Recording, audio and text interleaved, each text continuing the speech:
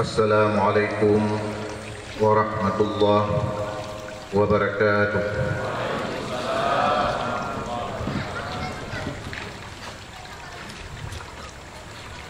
Alhamdulillah, alhamdulillahilladzi ja'ala lana ilaihi tariqan wa sabila wa aqama lana ala ma'rifatihi burhanan wadihan wa dalila wa ba'atha ilaina sayyidina Muhammad ibn Abdillah mualliman wa rasulan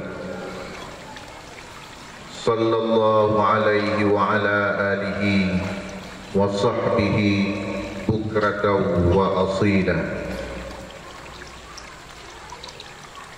Amma ba'du, faya ayyuhal hadirun wa ya ayyatuhal hadirat,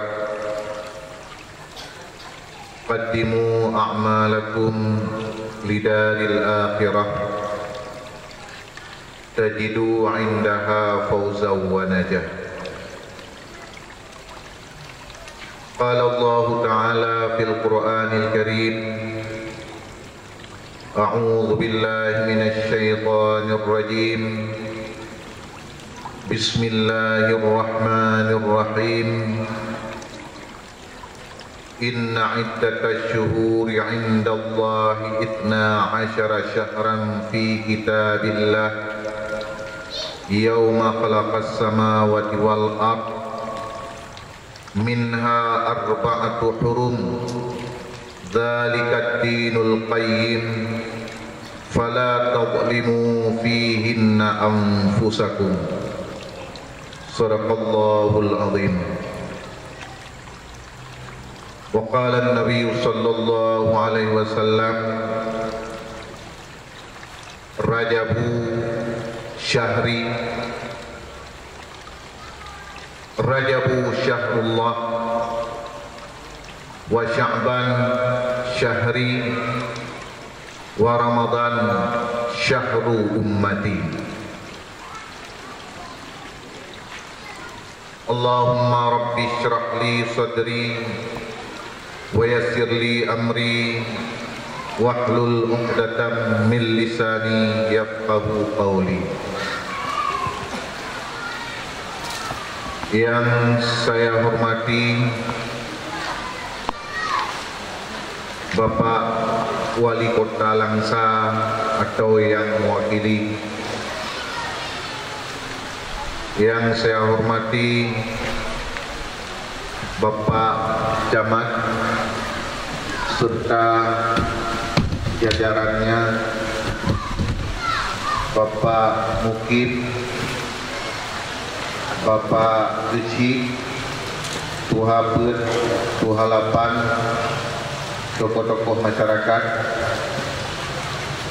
yang saya hormati, guru kita bersama Walid selaku imam besar masjid, Tunku Imam Kampung, para remaja masjid, para pemuda, tokoh-tokoh masyarakat, panitia, dan seluruh masyarakat dan seluruh hadirin dan hadirat yang telah berhadir pada tempat yang sederhana ini dalam rangka kita mengikuti pengajian yang dikemas oleh panitia dalam tema esensi bulan Rajab sebagai bulan Allah, bulan Sya'ban sebagai bulan Rasulullah, dan Ramadan sebagai bulan umat. Para hadirin dan hadirat sekalian, kalau melihat kepada tema yang diusung dalam pengajian malam ini, ada 3 sub yang perlu dibahas.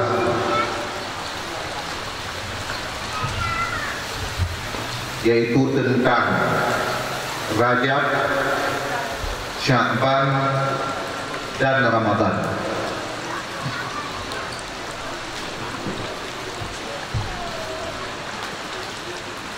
Kita pada saat ini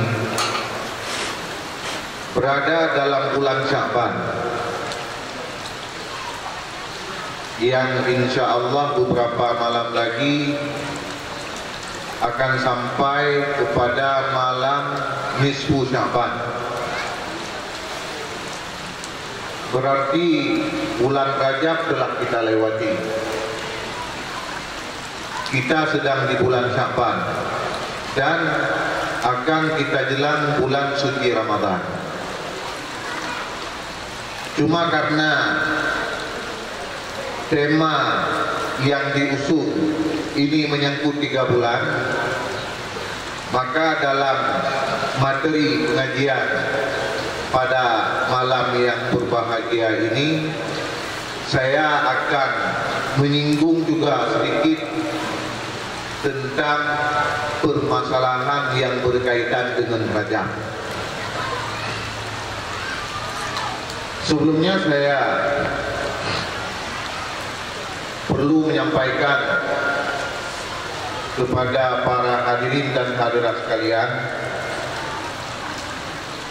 meskipun tema pada malam ini adalah tentang esensi 3 bulan tersebut, namun jika nanti tiba waktu untuk diskusi, para hadirin yang ingin mengajukan pertanyaan boleh saja menanyakan permasalahan lain yang di luar tema yang diusung pada malam yang berbahagia ini. Selama pertanyaan itu berada dalam kerangka ilmu tasawuf, ilmu fikih, ilmu tauhid dan ilmu fikih. Jadi apa saja. Jangan menanyakan pada saya nanti permasalahan yang berkaitan dengan politik, karena saya tidak paham. Dan juga permasalahan-permasalahan lain yang tidak ada hubungannya dengan permasalahan keagamaan. Jadi itu perlu saya sampaikan. Nanti juga ketika tiba waktu untuk tanya jawab atau diskusi, saya akan memberikan jawaban terhadap pertanyaan-pertanyaan yang saya meyakini bagaimana menjawabnya. Kalau ada pertanyaan umpamanya yang membuat saya ragu-ragu dalam memberikan jawaban, atau malah saya tidak tahu sama sekali, ini mungkin saya tidak akan menjawab. Jadi saya punya satu prinsip, kalau dalam bahasa Aceh, prinsip ini dalam bahasa Aceh memang lebih pas diucapkan ya, dalam bahasa Aceh. Dalam bahasa Indonesia ini belum kita temukan kata yang sepadan. Lebih baik hana mupu pegang daripada mempegang adalah hana mupu. Artinya apa? Menyenang sesuatu yang tentangnya kekurangan keilmuan katanya, pengetahuan katanya, yang lebih baik katanya tak jauh tentangnya lu hana mupu, daripada katanya sok tahu tang menawar tentangnya, tang beri tapi laju jawaban. Jadi seseorang yang memberikan jawaban hukum terhadap permasalahan agama ini punya tanggung jawab di hadapan Allah Subhanahu wa taala. Punya tanggung jawab. Bahkan seorang mufti dalam memberikan fatwa punya rambu-rambu yang diatur oleh para ulama bagaimana seharusnya dia memberikan fatwa, apa saja etika dalam memberikan fatwa. Ini ada aturannya. Jadi mengapa ada aturan seperti itu dalam agama? Agar jangan setiap orang memberikan fatwa dalam permasalahan agama, tetapi yang memberikan fatwa dalam permasalahan agama adalah orang-orang yang memiliki kompetensi di bidangnya masing-masing. Karena kalau orang yang tidak paham bidang agama lantas memberikan jawaban atau fatwa terhadap permasalahan agama, maka ini akan dapat merusak tatanan hukum. Merusak tatanan hukum. Menyebutkan Nabi dalam hadis ketika akhir zaman begitu ulama ramai yang akan meninggal, maka akan diberi fatwa kepada manusia oleh orang yang jahil. Ketika memberi fatwa oleh orang yang jahil, pada ujung hadis disebutkan fadallu wa adallu, maka dia sendiri sesat dan juga menyesatkan orang lain. Ini permasalahan. Makanya dalam agama diatur sampai menimbulkan berbagai polemik, menimbulkan keresahan dalam masyarakat, khususnya dalam bidang beragama, gara-gara ada fatwa atau jawaban hukum yang diberikan oleh seseorang secara tergesa-gesa ataupun tanpa punya dasar yang jelas. Para hadirin sekalian, kembali pada permasalahan.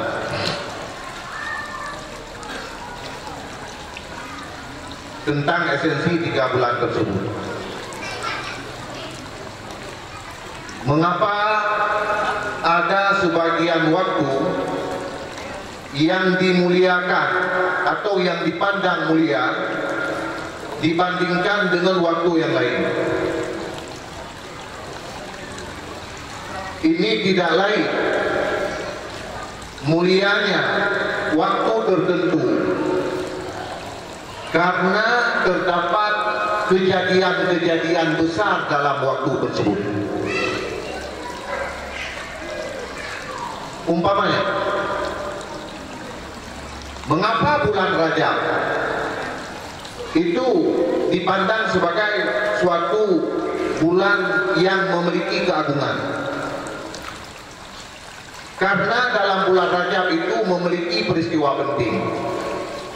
Di antaranya dalam bulan Rajab itu terjadinya Isra dan Mi'raj.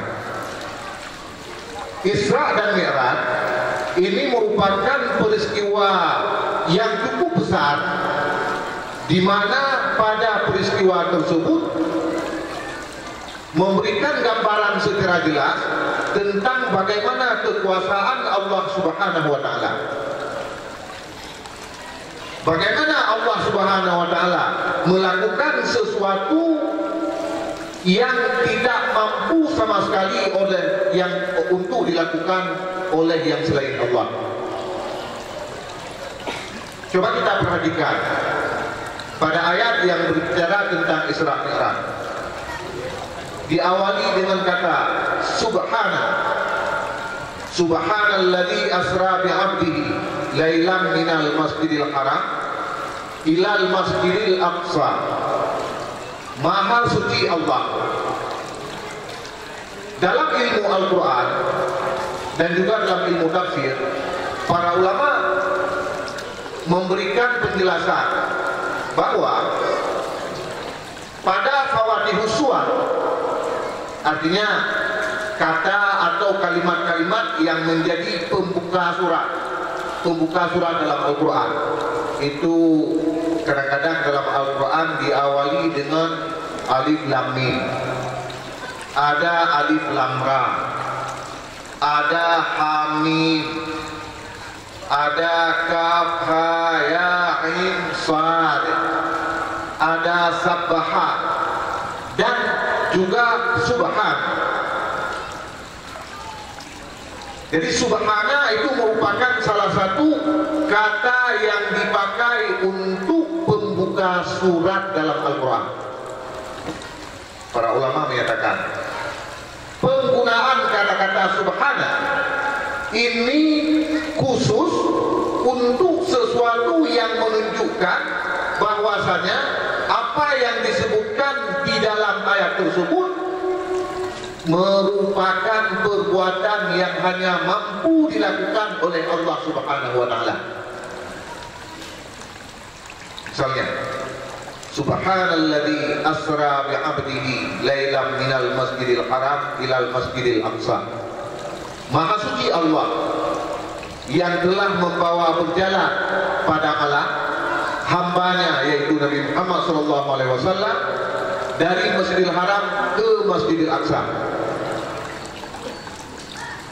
Dalam kitab tafsir disebutkan jarak tempuh antara Masjidil Haram dengan Masjidil Aqsa kalau ditempuh melalui perjalanan normal pada saat itu membutuhkan waktu 40 hari. Tuhro baru truk saja dari Masjidil Haram ke Masjidil Aqsa. Kemudian setelah di Masjidil Aqsa, Nabi Muhammad SAW dibawa Mi'raj sampai ke Sidratul Muntaha di atas langit 7. Jarak perjalanan antara satu langit dengan langit lainnya adalah 500 tahun perjalanan. Itulah jarak. Menyana 7 lapis langit, nyana kali itu berapa? Tambah ke Tuhro dari Masjidil Haram ke Masjidil Aqsa. Tetapi kenyataannya yang terjadi pada malam Isra dan Mi'raj, Rasulullah SAW dibawa oleh Allah Subhanahu wa taala Isra dan Mi'raj tidak sampai memakan waktu setengah malam. Maka peristiwa ini merupakan peristiwa yang tidak mampu dilakukan oleh seseorang pun, hanya Allah yang mampu melakukannya. Maka disebutkan pada awal ayat Subhana. Mengapa? Untuk menunjukkan tanzih, mensucikan Allah Subhanahu wa taala dari perkara-perkara yang tidak layak, atau mensucikan Allah Subhanahu wa taala dari berbagai sifat kekurangan. Jadi kalau Allah Subhanahu wa taala tidak mampu membawa nabi dalam waktu yang singkat, itu kekurangan pada Allah. Maka untuk mentanzih, mensucikan, mengiktikan bahwa Allah Maha suci dari kekurangan, dipakailah kata-kata Subhana. Jadi itu peristiwa besar. Maka karena terjadinya peristiwa besar dalam bulan Rajab, bulan Rajab ini sebagai salah satu bulan yang diagungkan. Nyak lebih mudah pemahaman ihna. Nyak tidak tahu tentang haji. Naik muka kata kita. Itu naik tak nampu kata kita. Itu menurut contoh dalam bernegara. Pakon tanggal 17 Agustus sebenarnya tak anggapnya hari yang punya nilai yang tinggi dalam konteks sebenarnya bernegara Indonesia. Mengapa? Karena tanggal 17 Agustus yaitu tanggal diproklamirkan kemerdekaan Indonesia. Maka setiap tanggal 17 Agustus sebenarnya kita peringati.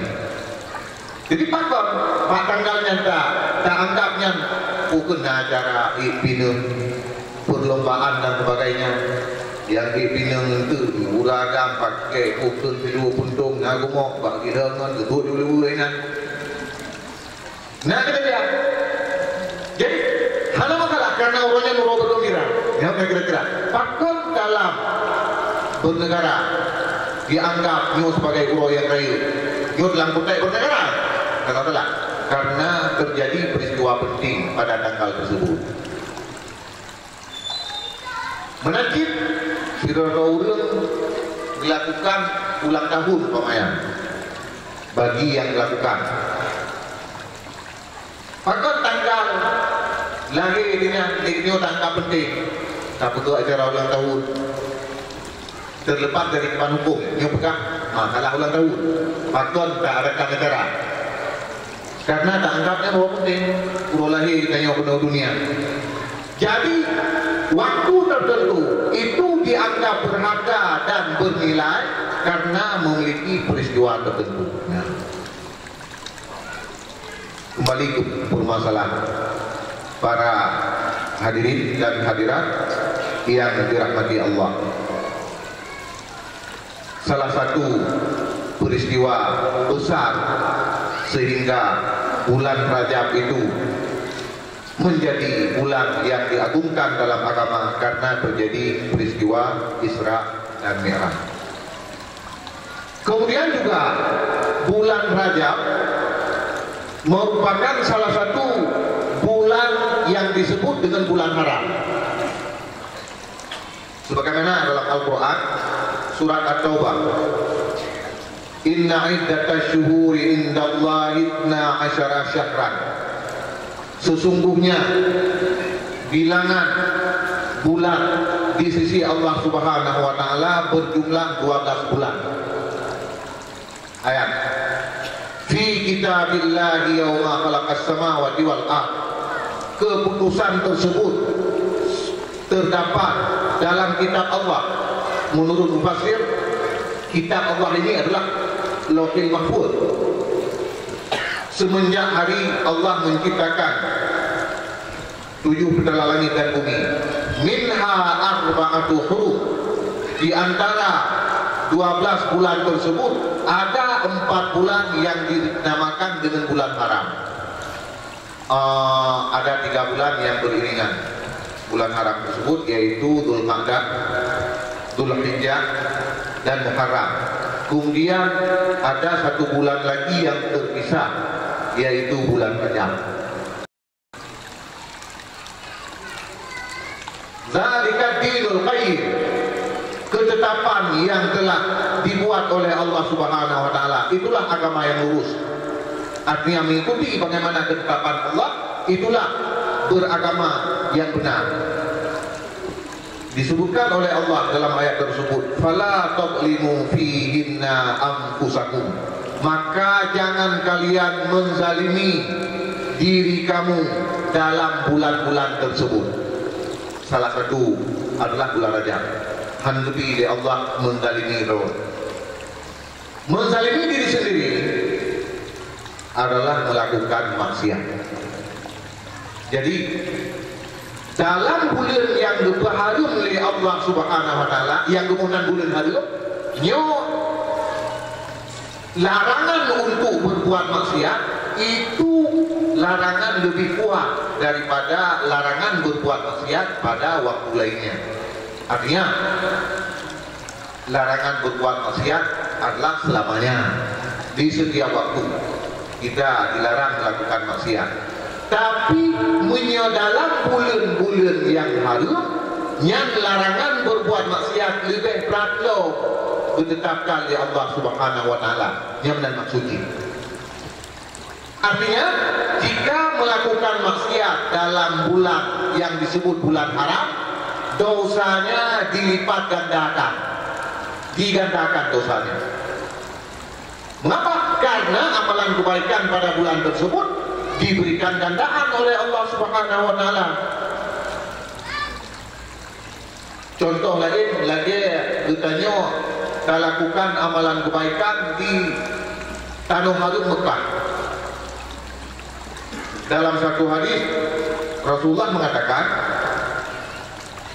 salatun fi Masjidil Haram, satu saja salat di Masjidil Haram itu memiliki nilai pahala sama seperti 100.000 salat di masjid yang lain.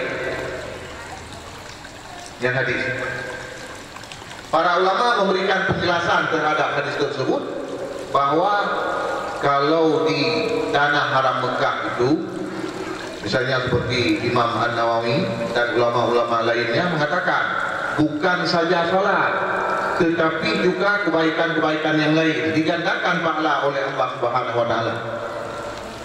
Karena kebaikan digandakan pahala oleh Allah Subhanahu wa taala, disebabkan mulianya tempat, jika seseorang melakukan kejahatan atau maksiat di tempat tersebut juga digandakan dosanya. Ada seorang sahabat Nabi, Ibnu Mas'ud, beliau mengatakan begini, jika saya ingin melakukan maksiat, saya akan keluar dulu dari tanah haram Mekah.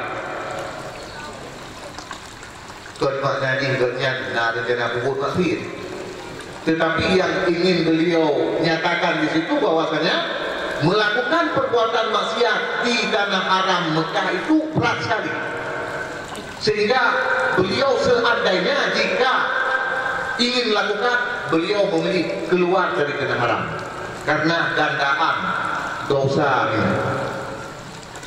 Bukan berarti rencana buatnya hanya pengandaian saja.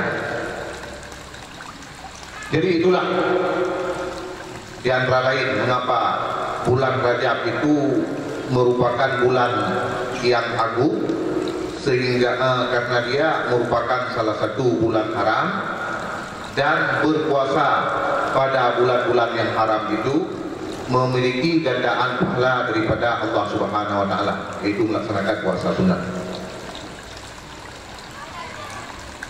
Kemudian bulan Sya'ban dan bulan Ramadan. Untuk 3 bulan ini ada satu hadis. Rasulullah bersabda, sebelum saya membacakan hadis ini, saya ingin menjelaskan bahwasanya tentang kesahihan hadis ini diperdebatkan di kalangan ulama. Artinya ulama tidak sepakat menyatakan hadis ini sahih. Sebagian ulama mengatakan hadis ini sahih, sebagian ulama mengatakan hadis ini dhaif. Artinya tidak memiliki nilai untuk dijadikan sebagai dalil. Terlepas dari perbedaan pendapat ulama tentang kedudukan hadis ini apakah sahih atau tidak, yang pasti para ulama menggunakannya dalam bidang fadail amal, atau dalam bidang yang berkaitan dengan fadilah, atau dalam bidang yang disebut targhib wa tarhib. Artinya kalau untuk menjadikan sebagai acuan dalam bidang fadail amal, menjadikan sandaran untuk mencari kelebihan pahala, ini tidak masalah. Sebagaimana yang disebutkan oleh seorang ulama ahlu sunnah di Arab Saudi, yaitu Said Muhammad bin Alawi Al-Maliki, atau lebih dikenal dengan sebutan Abu Ya Maliki. Menurut beliau, meskipun hadis ini dhaif, ini tidak masalah, dikarenakan digunakan hadis ini atau isinya tentang permasalahan fadail amal, tidak dijadikan sebagai dasar atau dalil dalam bidang akidah atau dalam bidang hukum. Yang tidak boleh dijadikan hadis dhaif itu sebagai dasar adalah menyangkut akidah ataupun menyangkut hukum. Nah, dipegang dalam hadisnya, Rajabu Syahrullah, Rajab itu bulan Allah,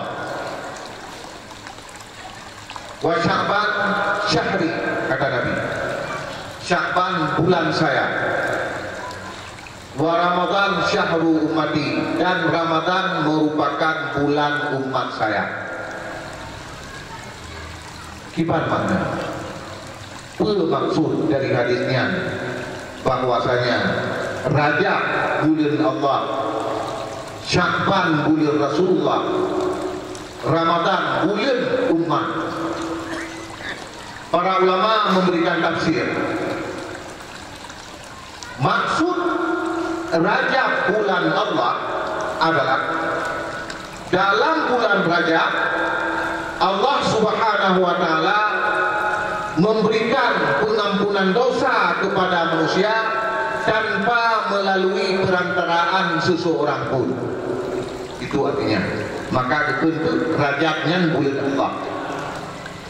Jadi secara langsung oleh Allah Subhanahu wa taala diberikan pengampunan kepada orang yang meminta pengampunan dalam bulan Rajab. Maka disebutlah bulan Rajab ini sebagai bulan Allah. Kemudian Sya'ban bulan Rasulullah. Artinya Allah Subhanahu wa taala pada bulan Sya'ban memberikan pengampunan dosa kepada manusia dengan perantaraan Nabi Muhammad sallallahu alaihi wasallam. Allah memberikan pengampunan dosa kepada manusia dengan perantaraan Nabi. Yang memberikan pengampunan Allah. Maka dikenal Sya'bannya bulan Nabi. Nah, sebahagian pendapat ulama menyatakan benar. Mengapa Sya'ban itu dinamakan bulan Rasulullah? Karena pada bulan Sya'ban itu diturunkan ayat tentang selawat dan salam atas Rasulullah. Ayat Innallaha wa malaikatahu yusalluna 'alan nabi ya ayyuhalladzina amanu sallu 'alaihi wa sallimu taslima. Diturunkan oleh Allah itu pada bulan Sya'ban.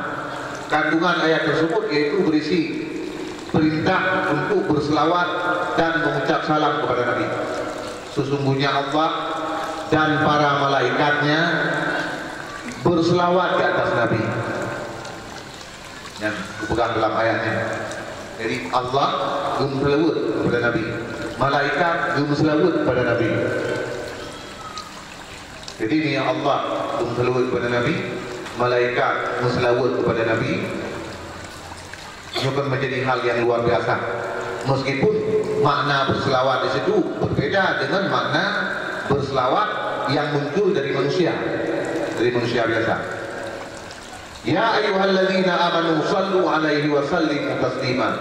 Wahai orang-orang yang beriman, berselawatlah kamu atasnya Nabi dan ucap taslimlah atasnya Nabi. Diperintah katanya. Jadi Allah sendiri berselawat kepada Nabi dengan makna memberikan rahmat. Malaikat berselawat kepada Nabi dengan arti meminta maghfirah. Kemudian kalau kita yang mengucapkan selawat kepada Nabi berarti memohon pada Allah agar diberikan rahmat kepada Nabi.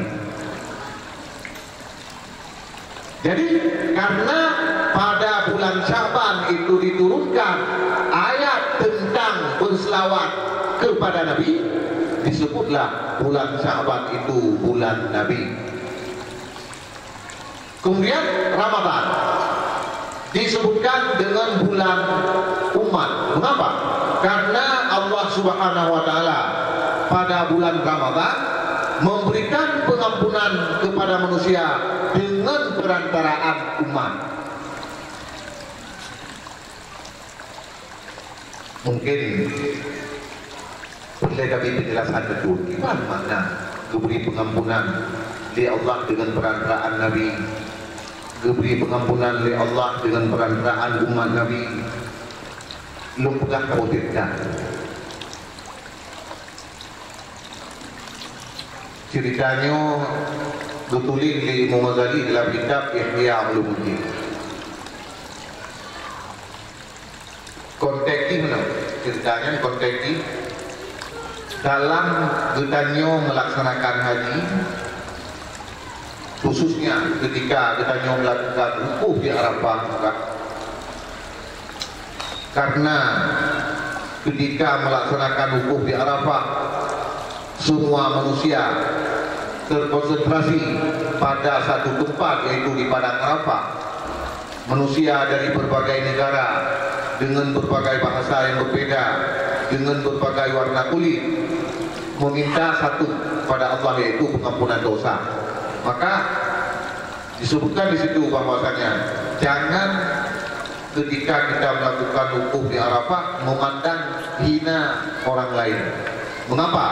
Karena bisa saja orang yang kita anggap hina kadang-kadang itu merupakan orang yang mulia di hadapan Allah, atau yang disebut dengan waliullah. Dicerita oleh Imam Ghazali, nah betul betul malaikat dua roh untuk ia kala pelaksanaan haji betul pada Arafah. Waktu itu pada Arafah terjadilah diskusi antara dua malaikat ini. Ditanya oleh malaikat yang pertama kepada malaikat yang satu lagi, berapa orang yang menunaikan haji pada musim haji ini? Dijawab oleh malaikat kedua, 6.000 orang.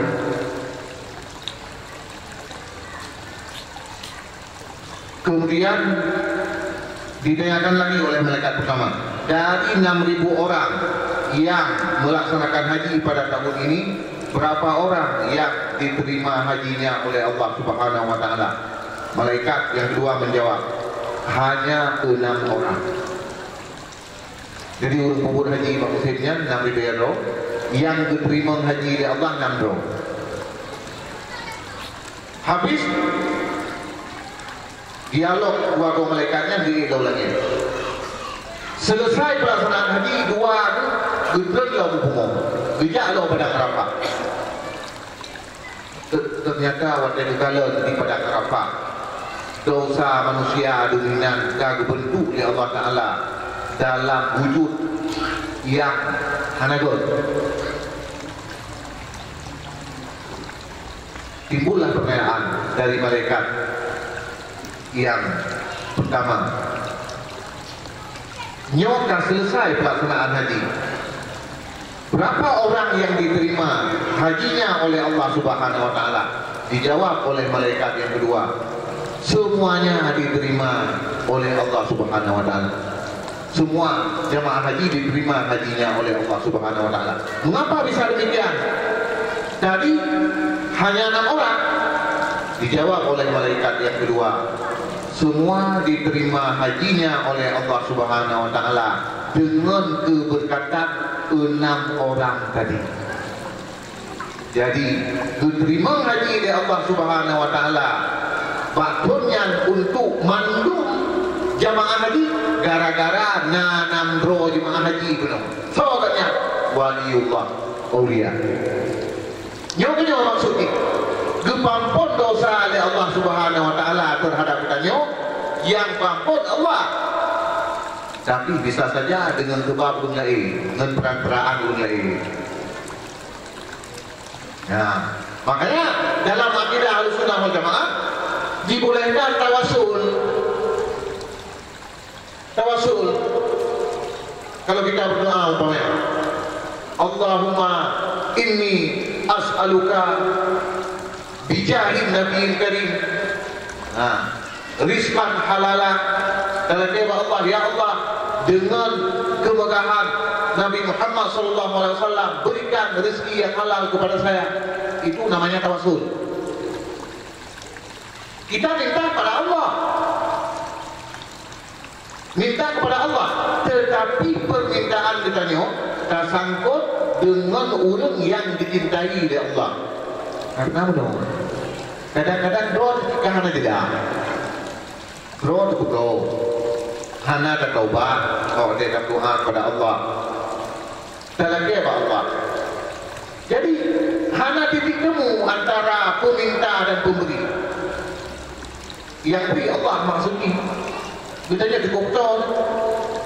Jadi karena tanya cukup betul dan lagi apa Allah Ta'ala dengan tubat tak angkut urang yang kepada urang yang dicintai oleh Allah, mudah-mudahan permintaan kita nyawa diterima oleh Allah Subhanahu wa Ta'ala. Maka dibolehkan tawasul dalam akidah ahlu sunnah wal jamaah. Yang tidak membolehkan tawasul yaitu akidah di luar ahlu sunnah wal jamaah. Mereka tidak membolehkan. Mereka menganggap bahwa tawasul itu syirik. Padahal itu cukup jelas. Kita tidak meminta pada manusia. Kita memohon kepada Allah dengan perantaraan orang yang dicintai oleh Allah Subhanahu wa Ta'ala. Ada masalah? Nah, syirik na kategori roh, pada na syirik na apa? Berbicara syirik itu adalah bisa melalui etikad. Kita meyakini ada satu kekuatan sama seperti Allah Subhanahu wa Ta'ala, itu kita sudah syirik. Hana macam buat tawasul ni yang bicara syirik. Pak tak pada upu syirik demi yang terjadi hana pengoh etikad. Menyata etikad dalam hati bahawa menyahan tak pada upunya tanya mati. Kan Allah Ta'ala urusan kulit mati tanya cip ngen kulit yang dia lagi nyangka etikad berarti hana ruh kudrah Allah Subhanahu wa Ta'ala untuk kehidupan kita yang nya hak kepo kat tawasul bapak dapat jauh kita yang kasih. Jadi kan tergantung kepada etika, tergantung bagaimana kita meyakini. Selama kita tidak meyakini bahawa hal tersebut memiliki daya, ataupun dalam bahasa Arab, dalam bahasa tauhid disebut takdir, memiliki taksir, memiliki daya, efek. Selama ada etika adanya memiliki daya ataupun efek, yang hana syirik kita yang. Ya benar.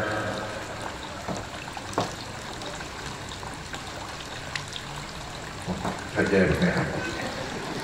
Betul. Jadi perang pengakuan tentang permasalahan syirik. Jadi bulan Sya'ban tawasul dalam akidah Ahlussunnah wal Jamaah dibolehkan karena yang kita minta, kita mohon kepada Allah Subhanahu wa Ta'ala. Jadi yang ingin saya sampaikan, bagaimana maksud Allah mengampuni dosa manusia dengan perantaraan Nabi atau dengan perantaraan umat, yaitu dengan berkat Nabi dan dengan berkat umat. Tentu saja itu umat yang memiliki keberkatan. Jadi tengok lagi lah, tengok do dia dosa kan, pampun dosa lagi kira-kira tengok. Dosa do, kita boleh pampun ya Allah Subhanahu wa Ta'ala. Jadi lagi yang maksud bahwa esensi 3 bulan tersebut. Para hadirin sekalian, lantas mengapa bulan Sya'ban itu merupakan salah satu bulan yang agung? Karena banyak peristiwa yang terjadi dalam bulan Sya'ban. Sebagaimana saya jelaskan tadi di awal pembicaraan bahwa mulianya waktu tertentu karena ada peristiwa yang mulia. Di antaranya dalam bulan Sya'ban itu Allah Subhanahu wa Ta'ala memerintahkan umat Islam untuk berkiblat dalam salat ke Masjidil Haram. Setelah sebelumnya kiblat umat Islam itu ke Baitul Maqdis. Kemudian dalam bulan Sya'ban Allah Subhanahu wa Ta'ala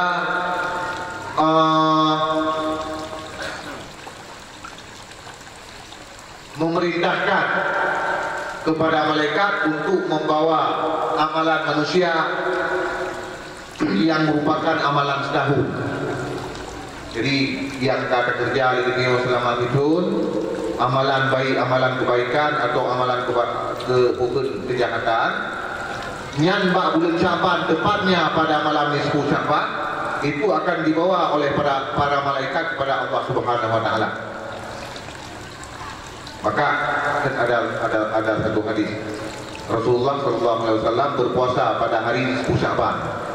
Ditanya oleh sahabat, "Mengapa ya Rasulullah Anda berpuasa pada hari nisfu Syaban?" Rasulullah menjawab, hari nisfu Syaban itu diangkat amalan kepada Allah Subhanahu wa taala oleh para malaikat. Saya ini amalan saya dibawa oleh para malaikat kepada Allah dalam keadaan saya berpuasa. Jadi itu amalan tahunan. Karena nakit amalan harian, nakit amalan mingguan.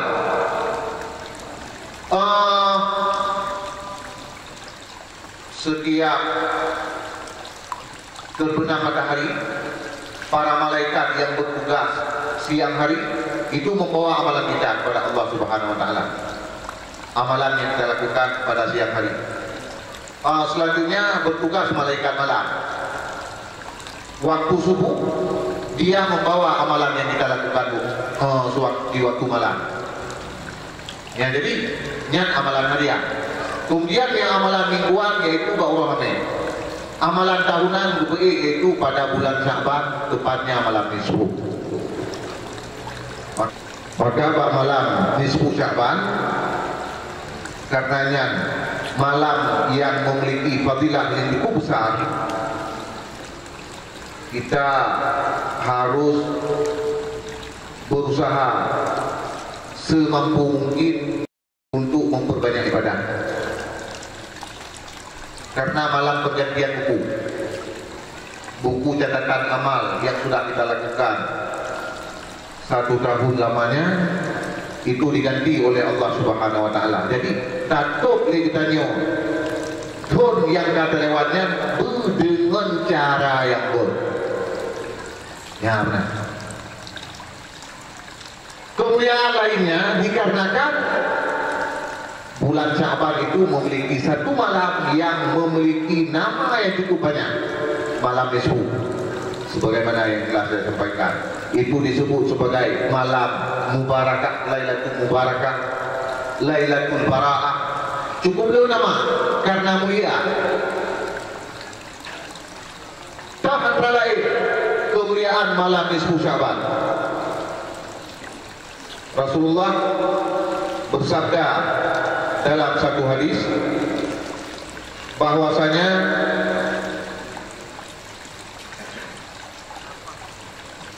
pada setiap malam nisfu Syaban, Allah Subhanahu wa taala memberikan pengampunan dosa kepada manusia-manusia yang telah berhak untuk masuk neraka, kecuali yang tidak diberikan pengampunan dosa beberapa golongan manusia. Jadi pada malamnya Allah Subhanahu wa taala diberikan pengampunan dosa secara besar-besaran. Yang tidak diberikan pengampunan dosa oleh Allah Subhanahu wa taala ada beberapa golongan manusia. Yang pertama, kata Nabi dalam hadis, illal musyrik, orang yang menyekutukan Allah, orang musyrik. Kenurun yang itu syirik itu, tapi betul-betul musyrik. Yang kedua, tidak diampuni dosa oleh Allah Subhanahu wa taala pada malam nisfu Syaban, al-musyahid. Para ulama mentafsir makna musyahid ini yaitu syarirun, ia paham syiqah, orang jahat, orang berkelakuan jelek, kerjanya yaitu menebar permusuhan di antara manusia. Dia paham syiqah, gejak kena ikutnya keurengnya dengan berpangkadaannya kita kira waktu dua pagi. Dalam kampung kita kehidupan dengan damai, jika nak urut fitnah kena, fitnah kedik, sehingga kau dia keru. Ya benar. Sabuah keluarga dalam keadaan dengan damai. Kata tamu kita nyawa dino tak. Coba rumah bahawa kenyo lako, dagang lako bahawa nya rumah kon budi. Sehingga adanya dua kali ketiga. Akhir kalu. Nyan contoh manusia seperti itu disebutkan dengan nama musyahid. Orang yang kerjanya adalah membuat sengketa di antara manusia. Mula terus menebar fitnah, termasuk zaman Cina, karena zaman pukul kutanya pukul kataudit dalam serba kemudahan, termasuk menyebar berita-berita yang belum tentu jelas sumbernya, menyebar berita-berita yang disebut sekarang dengan istilah hoax. Itu katanya tak buka media sosial. Yang di dalam media sosial itu nak berita. Ya bukan beritanya ada ini benar-benar. Ini yang galak kan tu ummah ini yang masak kalau nak urus share dengan kamu. Langsung yang hendak baik nak kata kau biru. Dah bagi juga. Gara-gara beritanya ini dah urus yang pakai itu timbul pecah belah di antara manusia. Yang katanya termasuk dalam musyahid walaupun tuan secara langsung, tetapi buat katanya yang termasuk dalam musyahid. Yang menurut pemahaman lo, ni tuan tak masalah, ni beda pendapat tak masalah. Kemudian orang yang membunuh, artinya setelah melakukan pembunuhan dia tidak bertobat kepada Allah Subhanahu wa taala. Tidak diberikan pengampunan dosa oleh Allah pada malam nisfu Sya'ban. Kemudian juga disebutkan qati'ur rahmi, orang yang memutuskan silaturahmi, memutus hubungan sesama manusia. Yang hanya pengampun dosa pada malam nisfu Sya'ban. Kemudian akil walidain, orang yang durhaka kepada dua orang tua. Makna durhaka yaitu ada tindakan, ada ucapan atau ada perbuatan yang dapat menyinggung perasaan atau membuat sakit hati orang tua. Yang itu durhaka. Baik waktu itu durhaka, bayang itu lagi cerita melingkundang nyemut tengok. Yang dia menang cara pemahaman. Waktu itu durhaka, Pak Unji mubayang itu dari ulun bijak batin. Kebenaran makna durhaka. Makna durhaka katanya tak puput saboput yang menyakiti Unji. Nanya durhaka. Ladung-ladung. Sebagian di Allah Subhanahu wa taala gubalah di dunia durhakanya. Lagi contoh cerita melingkundang menyonyo. Hai menyonyo tanya. Nah. Ya, menyonyo memang ceritanya betul. Menyenang cipta-cipta yang berkembang dalam masyarakat gara-gara durhaka kepada orang tua, diubah wujudnya dalam bentuk apa pokoknya yang menyanyi. Pokoknya wallahu alam ana doa. Coba kita beritanya kerja. Jadi selama seseorang belum meminta maaf pada orang tuanya, dia tidak akan diampuni dosanya pada malam nisfu Sya'ban. Kemudian ada hadis yang menyatakan zani, orang yang berzina, pernah melakukan zina umpamanya, belum bertobat pada Allah, atau sudah bertobat dengan Allah namun belum meminta maaf pada manusia, maka dianggap dia belum bertobat secara sempurna. Maaf, seorang laki-laki umpamanya berzina dengan seorang perempuan yang belum punya suami. Cara taubatnya, pertama sekali taubat dengan menyesal terhadap perbuatan tersebut. Menyesal hanya kata orang pegah tingkat penyesalan. Itulah kata. Kemudian mempunyai tekad dalam hati untuk hantar ulang lagi. Katanya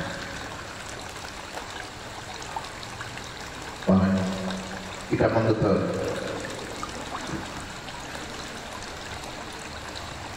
Kemudian bila kita nyawa tengah melakukan maksiat, cara taubat mencabut diri dari perbuatan maksiat tersebut. Menyawa tengah taubat, kita nyawa tengah terkubur maksiat, yang anak ampun dosa oleh Allah Subhanahu Wa Taala. Bahkan yang tamang dosa. Saya ingat satu ungkapan yang diucapkan oleh seorang sufi perempuan pada zaman terdahulu, Rabi'ah Al-Adawiyah. Kata Rabi'ah Al-Adawiyah, pada zaman kita sekarang, setelah kita istighfar, itu perlu untuk beristighfar lagi, gara-gara istighfar pertama. Maknanya apa? Istighfar pertama yang kita lakukan itu menjadi dosa, maka perlu istighfar kedua agar dosa kita diampuni. Para ulama mengarahkan maksud dari ucapan Rabi'ah Al-Adawiyah ini adalah ada orang yang ketika beristighfar dia masih menetap diri dalam dosa. Jadi ketika meminta pengampunan dosa dari Allah, pada saat bersamaan kita menetap di atas dosa, disebut oleh Nabi dalam hadis, man istaghfara minat dambi wa huwa musirrun alaihi. Orang yang meminta pengampunan dosa kepada Allah pada saat bersamaan musirrun alaihi, dia masih mengekalkan diri atau menetap di atas dosa, fahuwa kal mustahzi'i bi ayatillah. Orang tersebut seperti orang yang mengolok-olok ayat-ayat Allah. Maka apa yang tengok tak istighfarnya, kita tengok dosa, dengan istighfar. Dosa pun wajib, istighfar itu fardu. Yang tanya, pegang lagi kata pulau-pulau Allah Ta'ala. Contoh-contoh yang paling mudah, uragam. Misal uragam kan ada pakai enjin pun. Enjin pun pakai itu. Apa dia semayang? Astagfirullahaladzim. Ya kan? Jadi katanya, apa? Lum lagi ampun Allah Ta'ala yang maha besar. Buat pula, dan kena melepaskan diri dari perbuatan maksiat, pakai mengedarut. Ini contoh orang yang beristighfar, tetapi pada saat bersamaan dia menetap diri di atas dosa.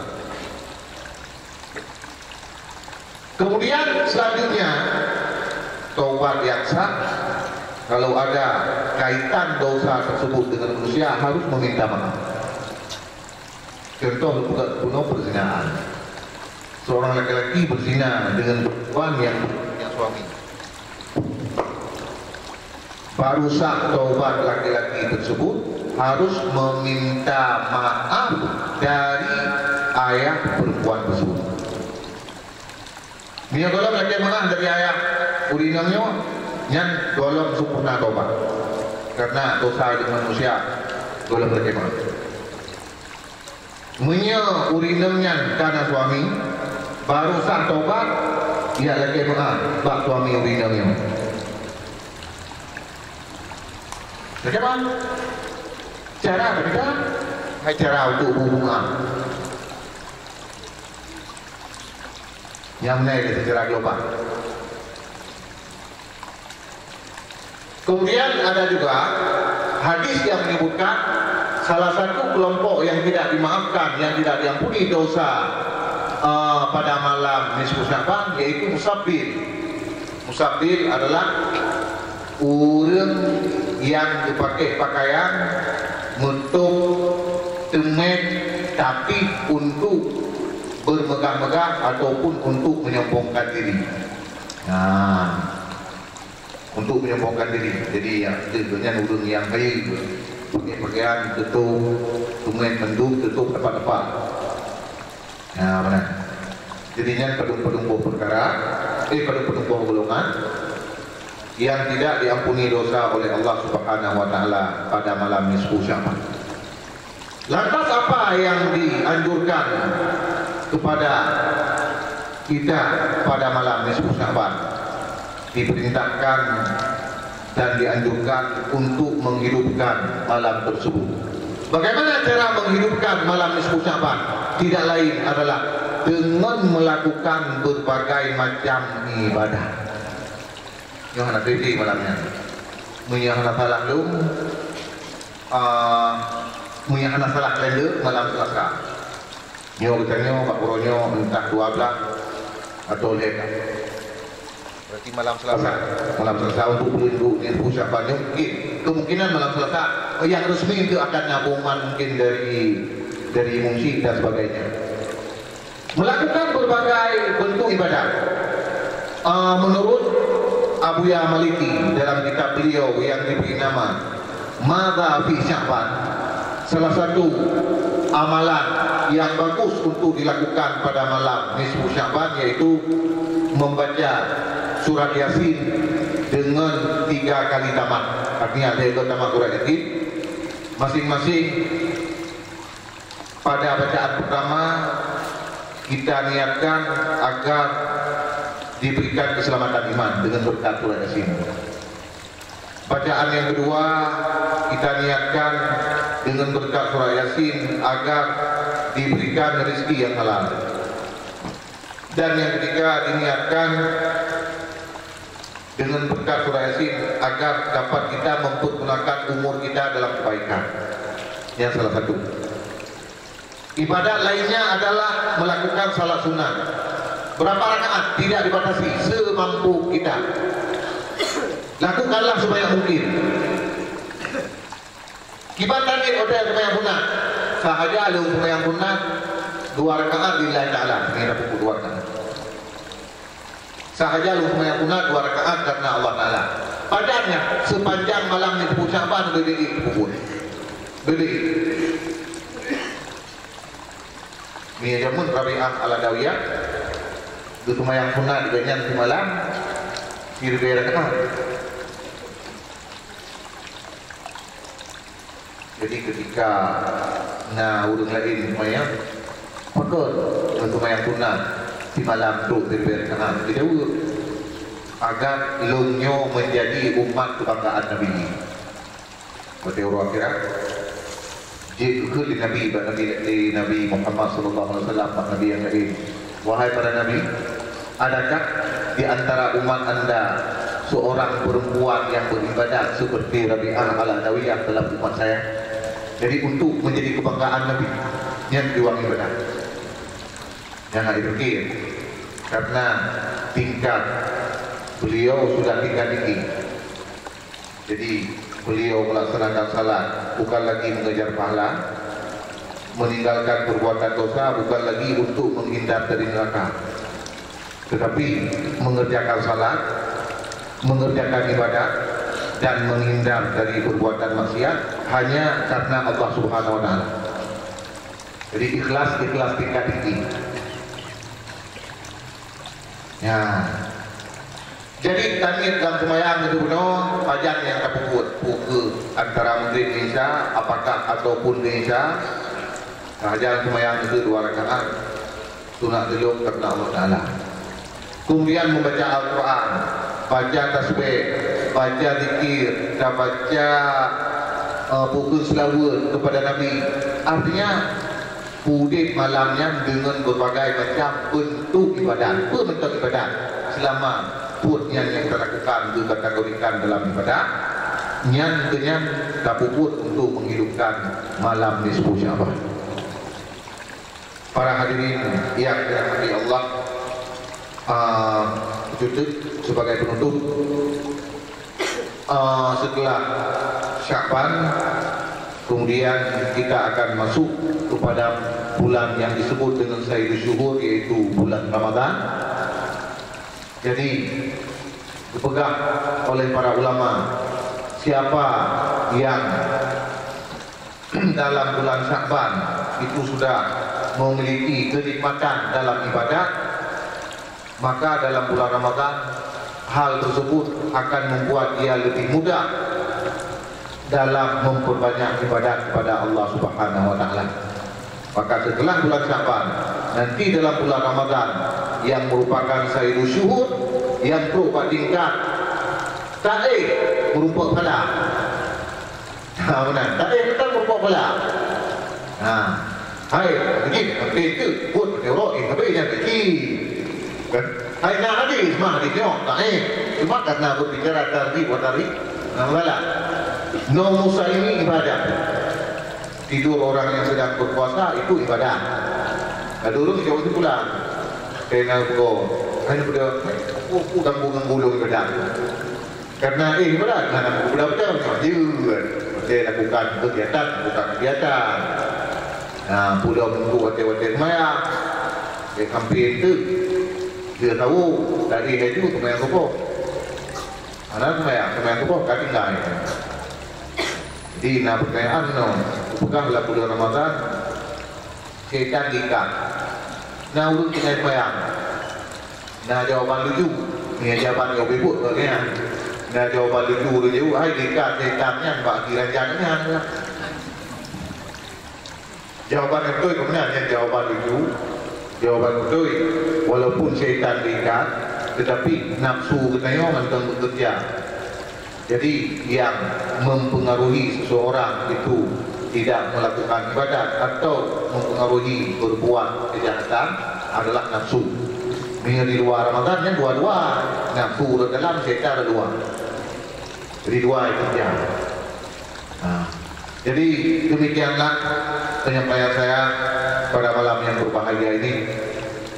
Mudah-mudahan apa yang telah saya sampaikan menjadi manfaat dan menjadi penambahan pengetahuan bagi kita dalam meningkatkan amalan ibadah kepada Allah Subhanahu wa taala, khususnya dalam bulan mulia ini, bulan Syaban, dan dalam bulan yang merupakan Sayyidus Syuhur, yaitu bulan Ramadan.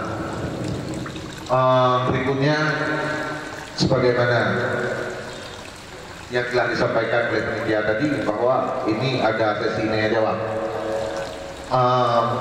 Jadi ternyata antusias dari para hadirin dan hadirat cukup tinggi. Ini kira-kira pertanyaannya melebihi 30 lembar. Jadi untuk lu seleksi, hanya untuk seleksinya karena lihat muncul menurut urutan, dan bukan menurut katanya, karena menyata jawab bentuknya mungkin popolnya satu time. Yang jawab bentuk. Dan lagi lu bukan penuh itu menyana pertanyaannya yang lu sendiri merasa ragu-ragu tentang hukum ini, yang hanya lumbi jawaban. Ini penting. Ini menyangkut dengan puasa dan salat.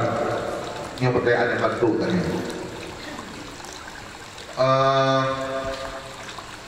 Orang tua saya sakit stroke, lumpuh sudah setahun lebih. Yang mau saya tanya, bagaimana dengan salat dan puasa yang telah ditinggalkannya? Apa boleh digantikan dengan kafarat atau fidyah? Atau ada solusi yang lain?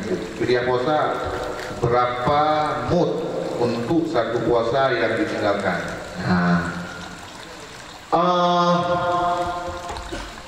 Untuk sembahyangnya, pada urus stroke-nya, stroke ringan, stroke yang berat. Stroke ringan berarti dia masih sadar, masih punya akal. Stroke yang berat, kami yang menurut yang lu kepuat, gernya hana sadar lagi. Stroke berat, gernya hana sadar lagi. Yang hana sadar, memang hana akal lagi. Tapi untuk masanya hana wajib kemayang, karena hana akal lagi. Yang stroke berat, tapi stroke cuma kaki dan badan yang tidak dapat bergerak, sedangkan dia masih sadar, itu masih wajib melaksanakan salat. Lantas salat tidak bisa dikerjakan. Dalam agama telah diatur tata cara dan ketentuannya. Jika tidak mampu salat sambil berdiri, wajib salat sambil duduk. Jika tidak mampu salat sambil duduk, wajib salat sambil berbaring. Jika tidak mampu berbaring, wajib melakukan salat secara terlentang.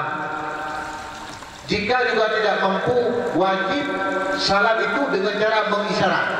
Mengisyarat dengan kelopak mata. tidak digugurkan kewajiban salat selama seseorang masih memiliki akal atau selama masih memiliki kesadaran, selama dia masih sadar. Jadi Mia Sedro, kaku cara ni Mia yang gino mantong sadar, setiap datangnya waktu salat, kewajiban terhadap kita orang yang menjaganya, yaitu mensucikan dia. Setelah mensucikan, kemudian apakah jalan sembahyang tiba? Memang halpak gerak kapule, halpak gerak kapule katanya. Hae mumele, aku sembahyang dengan cara isyarat. Mia betul cara dikubur kan? Sembahyang tak? Nyai cara. Kemudian dia memang ketinggalkan di penting meninggal, katakanlah meninggal. Yang yang tahu dia meninggal tu, hanya tinggal. Meninggal katakanlah. Ketika sudah meninggal, pendapat yang kuat dalam mazhab Syafi'i, salat yang sudah ditinggalkan, sedangkan seseorang yang meninggalkan salat itu sudah meninggal dunia, tidak boleh salat itu digantikan dengan fidyah. Ini menurut pendapat kuat. Menurut pendapat kuat dalam mazhab Syafi'i. Kemudian ada pendapat lainnya yang mengatakan boleh salat itu digantikan dengan fidyah. Tapi ini pendapat yang tidak kuat. Lantas untuk kita mengamalkan secara pribadi, para ulama telah memberikan petunjuk bahwa boleh kita mengamalkan pendapat kedua yang lemah tadi untuk secara pribadi, amal kedua, amal nafsi. Tapi ketika kita melakukan itu tapuh dino fidyah kemayangnya, dalam hati kita nyo keluarga nyo tak lakukan buatnyo dengan tak ikuti pendapat yang lemah dalam mazhab Syafi'i. Benar kata derani. Jadi dasar hukum yaitu mengikuti pendapat yang marjuh ataupun pendapat yang tidak kuat dalam mazhab ini khususnya. Pendapat tersebut bukan pendapat untuk fatwa. Nyong penyampaian saya pada malam hari ini bukan dalam bentuk fatwa, tapi ini sudah dalam bentuk irsyad. Karena kalau dalam bentuk fatwa adalah ikhbar bil hukmi, urang tanya hukum langsung jauh, hanya pegang perincian, hanya pegang seluruh pendapatnya. Nyong kalau pegang habis yang dari fatwa, tapi irsyad. Mengirsyad dengan pendapat yang baik itu dibolehkan. Kan. Kemudian untuk puasa, menyebutnya jika meninggal, kata untuk puasa juga puasa memang wajib memberikan fidyah. Lantas berapa banyak? Untuk satu hari puasa 1 mud. Menyebabkan berapa mudnya di kanare. Padung kilo nyan di manggerun. Jadi kalau diurut puasa kalau mau, demikian juga fidyah sembahyang kuno untuk kalau mau berarti minyak tinggal sembahyang diurut di malam di Mongbowote, kata diurut di malam di Mongbowote jumlah di 2 hari itu yang untuk diurut di malam. Jadi nyo perlu sampaikan ulang itu nyan pendapat lain dalam mazhab. Cuma ulama mengatakan kalau untuk beramal secara pribadi dibolehkan. Benar. Tapi yang perlu diingat adalah bahwa begini. Dino fidyah kemayangnya untuk penyebab mudah-mudahan bagi nilai kemayang. Nyo yang betelah pemahaman. Nyo betelah pemahaman. Jadi kayaknya ada umat dia ke fidyah Kartu huru-huru yang kaya pegang di bawah dengan air nyuat yang macam-macam hidung kan nyuat kabur ke fidyah sabun rontot huru-huru yang berhak hidung nanti yang semayang 20 tahun. Benar. Atau pulang hati itu kaki tinggal ibu di mati meninggal itu ibu fidyah buat keluarga yang katanya meringan-ringankan syariat, sengaja meninggalkan semayang dosa real dan ampun dosanya dengan satu fidyah. Fidyah tersebut bisa menghapus dosa meninggalkan salat. hana menghapus dosa meninggalkan salat. Dosa real, dosa besar. Satu salat wajib ditinggalkan, itu orang menjadi fasik. Kalau dia mau menikahkan anak perempuannya, tidak boleh lagi sebelum bertobat. Ya.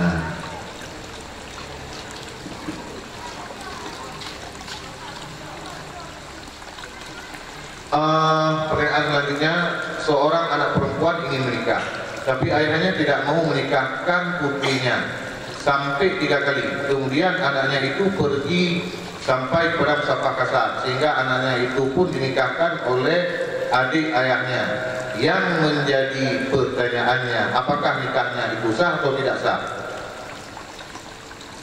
Jadi harus kita lihat dulu calon suami yang diinginkan oleh si anak perempuan tadi itu apakah sederajat dengan keluarga istri ataupun tidak.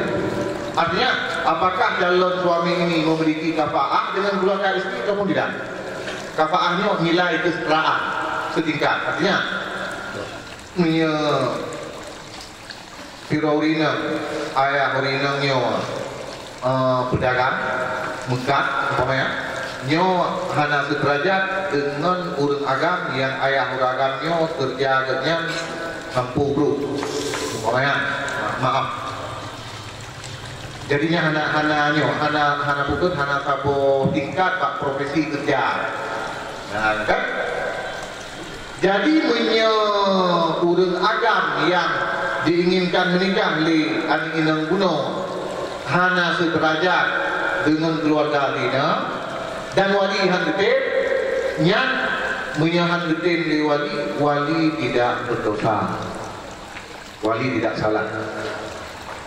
Nah, ketika wali tidak bersalah, lantas perempuan tersebut pergi dengan laki-laki yang diinginkannya tadi sampai jarak 2 marhalah atau musafah kasar, lantas dinikahkan oleh adik ayahnya, pamannya. Apakah sah ataupun tidak? Kalau menurut pemahaman saya itu tidak sah. Mengapa? Karena pada saat itu hak untuk menikahkan perempuan tersebut belum berpindah kepada pamannya, masih hak tersebut untuk ayahnya. Maka karena ayah tadi enggan menikahkan putrinya karena dia mempertimbangkan hak kafaah umpamanya. Dia lagi contoh di buka penuh, kan? Nah, jadi dia memang hana kafaah, dia tidak menikah ke adik ayah atau pemandi, yang nata dikarenakan hak untuk menikahkan belum berpindah kepada paman, mantap hak ayah. Barusan kan, barusan. Oh, hana cara kita, cara pergi taknya, barusan kejap pak kadi. Kadi pun, kadi yang di tempat tertentu, umpamanya yang sudah sampai 2 marhalah, misalnya di Pukul Langsa, katakanlah kadi di Medan. Kadi pun baru boleh menikahkan jika calon suaminya memiliki kafaah dengan perempuan. Nah, cuma menyedino lintunya kafaah sederajat dengan Rabaru. Kak li ayah dan Rabaru tetap handetin penikah, entah upilipat dengan hum nyan sederajat atau memiliki kafaah dengan Rabaru. Li ayah Rabaru tetap handetin nyan hega getulak untuk menikahkan di ayah Rabaru. Ayah cara barunya menjadi fasik gara-gara dengan abal tidak mau menikahkan anaknya dengan kafaah. Ketika beliau sudah menjadi fasik, maka hak untuk menikahkan ataupun hak wali berpindah kepada wali yang aman. Siapa wali yang aman? Pertama sekali kalau ada kakek, ayah dari ayah masih tergolong wali akrab, berpindah pada ayah dari ayah. Punya dari ayah ataupun kakek dari namanya mana baru berpindah kepada wali abad, yaitu paman. paman, abang dengan wali abang. Nah, jadi jawaban ini tergantung apakah wali enggan menikahkan tadi, apakah karena tidak kafaah ataupun ada kafaah. Nah, jadi ini hana kafaah, nyan hak wali untuk hang menikah. Nah, tapi ini karena kafaah tidak hang menikah, nyan menyelihat nyan enggan seperti dalam pertanyaan, nyan menjadi mati. Jadi nyan hak nikah kepada paman, wali abang salah satu ini, nyan hak nikah di paman. Kedua yang itu yang yuknya terabaikan.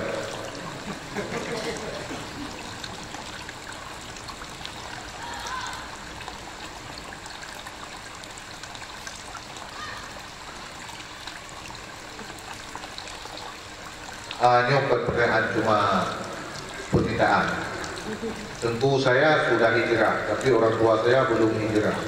Saya mohon tentu doakan orang tua saya di akhir majlis agar Allah berikan hidayah, insyaAllah.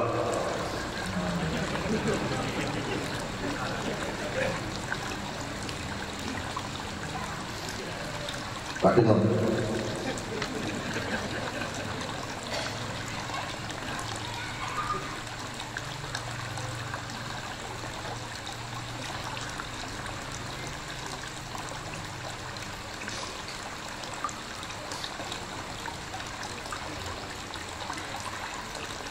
Pakiban hukum Nazirah Ustaz dipegang ikut Allah sama dengan Asma'ul Husna.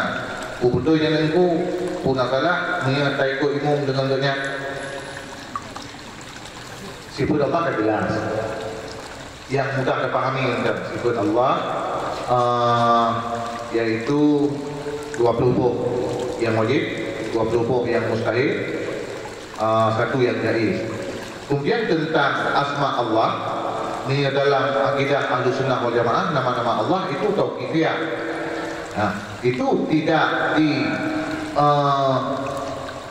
tidak disebutkan oleh para ulama Ahlussunnah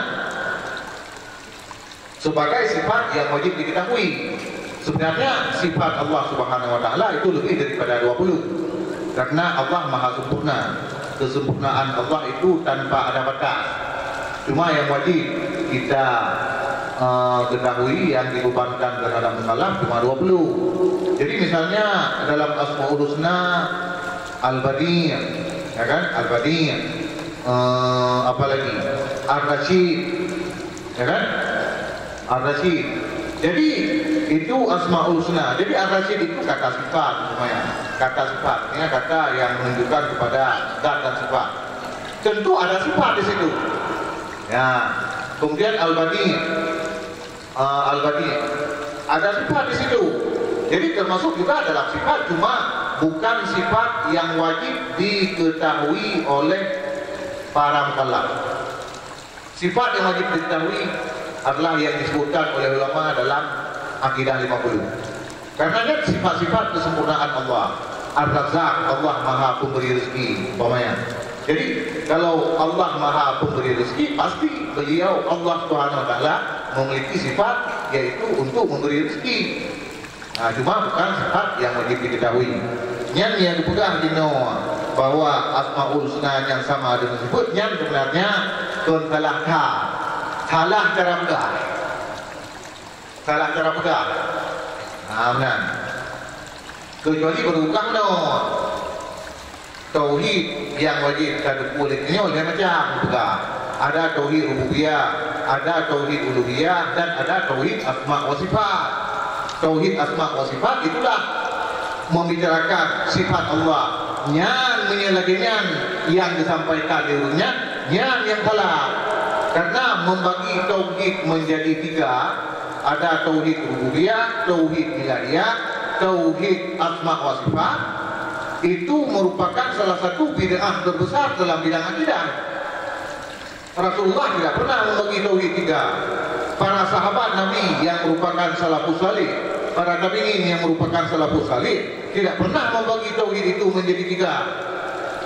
Jadi tauhid rububiyah, uluhiyah, asma wa sifat itu salah satu bid'ah terbesar dalam akidah Islam. Jadi itu punya tauhid rububiyah kita arti tauhid rububiyah itu naurun kino yang kenyan ke Allah rapun bukan po tapi kenyan hana kesema Allah hana ibadat kepada Allah. Ibu contoh itu lagi Abu Jahal. Ibu panjang contoh itu bro bertanya yang lakukan tawasul yang kayak bukan tengok teman Allah yang kena tujuan yang salah pemahaman lagian. Jadi kalau orang yang seperti ini pemahamannya, apakah sah kita mengikuti dia sebagai imam dalam salat? Sah tapi makruh. Para ulama mengatakan bahwa makruh mengikuti seseorang imam dalam salat jika imam itu muqtadi, jika imam itu adalah orang yang menganut bid'ah dalam bidang akidah. Salah satu bid'ah dalam bidang akidah adalah membagi tauhid itu 3 macam: rububiyah, uluhiyah, dan asma wa sifat. Yang bid'ah dikarenakan tauhidnya tidak dikenal pada masa para ulama salaf.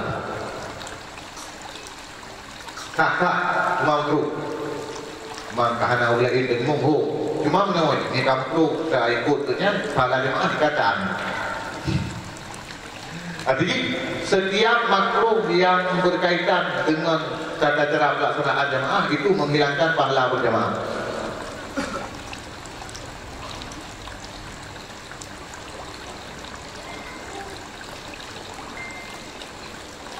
Ini ada pertanyaan tentang salah satu firqah Islam.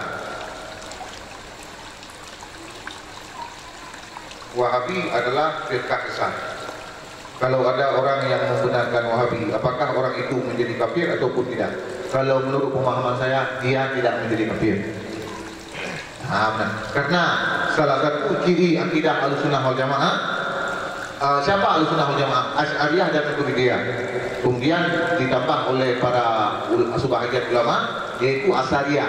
Cuma para ulama terdahulu tidak menyebut khusus Asy'ariyah, dikarenakan Asy'ariyah ini masuk dalam Asy'ariyah. Jadi dipadai dengan Asy'ariyah dan Maturidiyah saja. Dalam akidah Asy'ariyah dan Maturidiyah, salah satu bukti bahwa dua golongan ini merupakan Ahlussunnah wal Jamaah menganut paham yang moderat, dalam arti moderat dari segi bentuk keyakinan dan juga moderat dalam manhaj, tidak gampang mengkafirkan sesama muslim. Una go kelompok lain yang itu orang berkata tapi go orang berkata tapi tanya kubek itu jadi itulah yang membedakan kita dengan mereka. Biarkan mereka seperti itu radikal ekstrim, kita ini adalah Ahlussunnah wal Jamaah yang memang memiliki pemahaman akidah yang moderat. Jadi tengok di sebelah hadis kartunnya.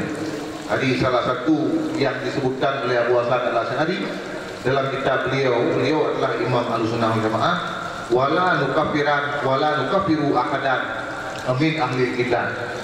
Selama dia masih melakukan salat, artinya orang mukmin, kami tidak akan mengkafirkan dia. Jadi ini Ahlussunnah wal Jamaah karena cepat-cepat untuk mengkafir.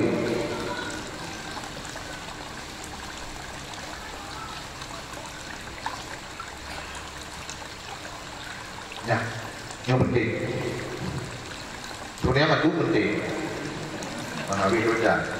Assalamualaikum warahmatullahi wabarakatuh. Tentu saya punya usaha toko pakaian wanita. Saya menjual berbagai jenis pakaian wanita, yang sebagian daripada pakaian tersebut ada pakaian yang tidak memenuhi syarat menurut sana, seperti setelan yang terdiri dari celana dan blus, baju dan dengan 3/4 niat untuk maklum dengan 3/4 itu orang kedua dirinya, dan celana jeans. Saya mohon penjelasan dari tersebut tentang hukum menjual belikan pakaian tersebut. Mohon penjelasannya agar saya menjadi tenang dalam berusaha dan bisa memberikan rezeki yang halal dan berkah pada diri sendiri dan orang tua saya. Terima kasih. Jadi orang yang menjual pakaian yang dengan sebab pakaian tersebut, perempuan nanti akan berdosa ketika menggunakannya atau memakainya. Dia ikut berdosa memfasilitasi terjadinya dosa yang dilakukan oleh orang lain. Jadi ini lagi ya, dibaca kaku memekat menteng pakaian urinam pakaian-pakaian yang wadah dipakai lewinang pakaiannya enggaknya hanam dosa. Artinya tuh pakaian punya dia kali ikut entah pakaian lagi model pakaian dan dikai itu dika yang dia iklan itu pakaian itu dika yang dia iklan cepat ketat yang kalau pakai jadi pakaiannya kita kali kan kayak do keji yang itu pakaian yang lagi yang tablo tablo berarti kita ikut memfasilitasi terjadinya maksiat yang dilakukan oleh orang lain. Memang maksiat itu orang yang pakai yang utama melakukan maksiat, tapi kita punya andil, kita roh terkenal, kita roh artinya termasuk itu ni bahasa Aceh juga di pedalo di dalam rohnya umat duduk tepung. Ya, mana jadi buatlah usaha dengan cara-cara yang diridai oleh Allah Subhanahu Wa Taala. Ya, mana.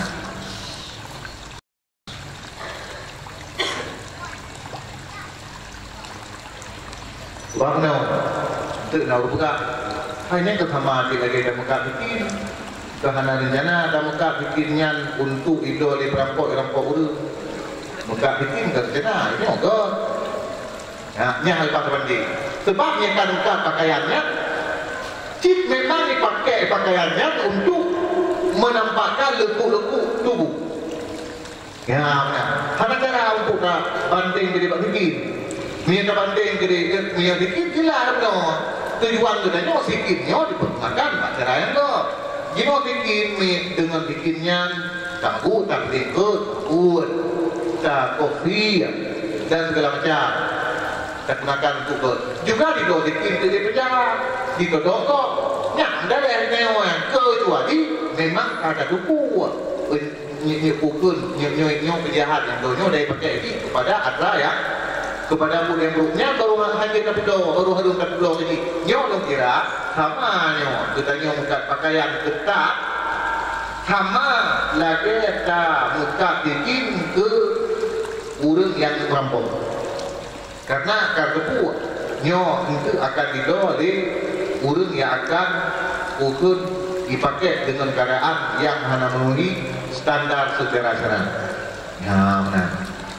Hanya mengaku dosa duduk pintu kan orang baca aku tahu bang yang tak perlu saya pakaian yang panjang dia hanya lagu-lagu ini mana dosa nama goblok dia juga kalau goblok itu gara-gara kuo pakaiannya kan bikin tidak dosa kerente dosa panjang apabila memang karena ulo berarti wadai do pun panjang dosa wadai itu wadai pakai kan dengan semata-mata tepuh cuma untuk ikhtiar untuk lebih yakin tu kita yang ada bedakan tu, bukan itu mana, ledo bukan itu mana. Mat ikna bangai urang ledo pakaiannya mana itu, apa ni? Ya, jadi benar.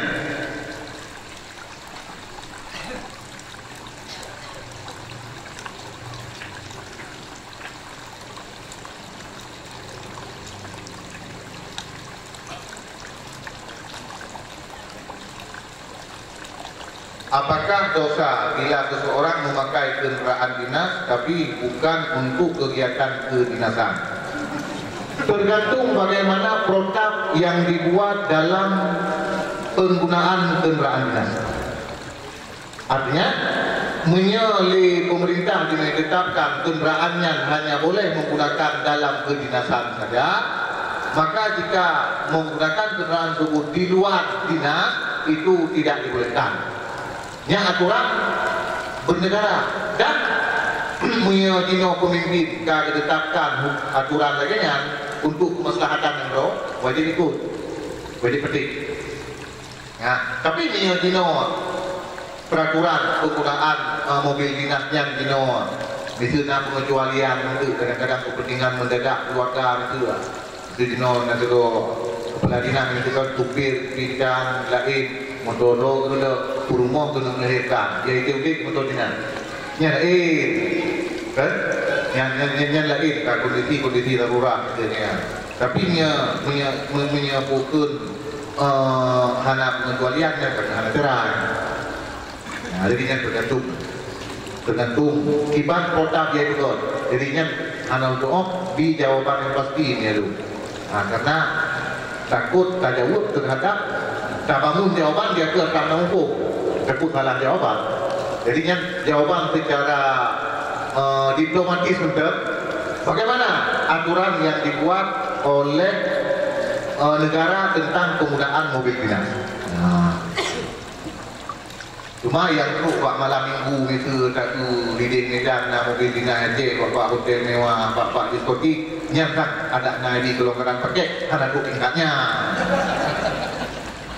Lu itu dah lewat dari medan buat jalan-jalan tertentu. Hai, lu lewat itu, jalan tu. Oh, putih tu pun ada dah. Jangan kau, lu nak lewat. Hai, kadang-kadang tak minta kopi tengah malam. Yang nak kopi daerahnya betul. Dia pergi oju. Hai, nak ada untuk nali merupakan motor-motor BL yang lampu merah tu kan. Pak hotel mewah, pak tempat-tempat yang ada rumah-rumah baju kan. Tapi kan ada ini kan ada tingkatnya. Tapi yang dia lagi kan kadang-kadang tugas uang itu bedanya. Nah, jadi mungkin dino bukan. Nah, yang betul itu mungkin yang salah. Jadi lagi pun tergantung di bawah aturan. Baik.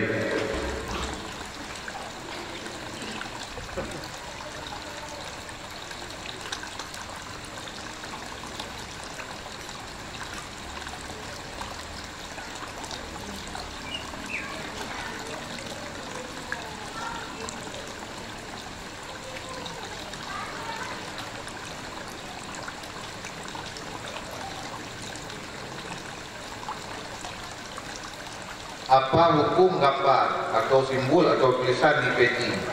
Apakah sama dengan gambar simbol tulisan di baju pada saat salat? Selama gambar tersebut tidak membuat mengganggu, tidak membuat hilang konsentrasi atau khusyuk orang yang mengikut yang nak gambar piang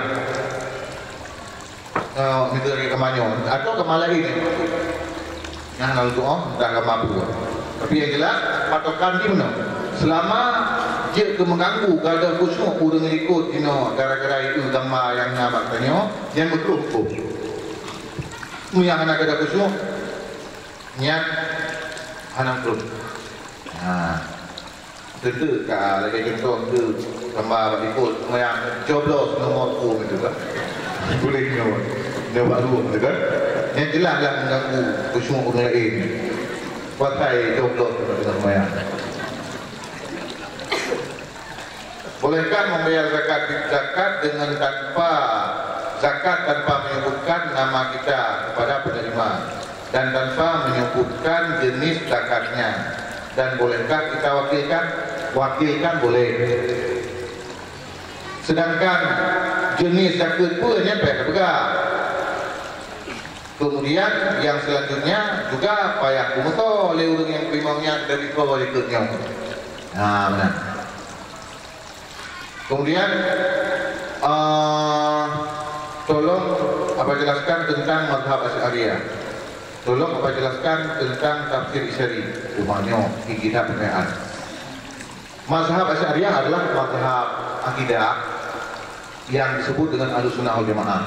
Jadi Ahlussunnah wal Jamaah itu adalah akidah.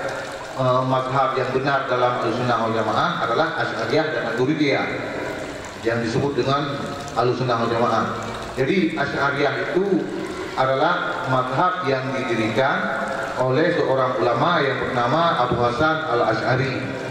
Pada awalnya beliau seorang Mu'tazilah, kemudian taubat dan membangun mazhab yang sesuai dengan sunnah Nabi dan ajaran yang dibawa oleh sahabat. Maka disebutlah mazhab yang beliau bawa tersebut dengan nama Ahlussunnah wal Jamaah.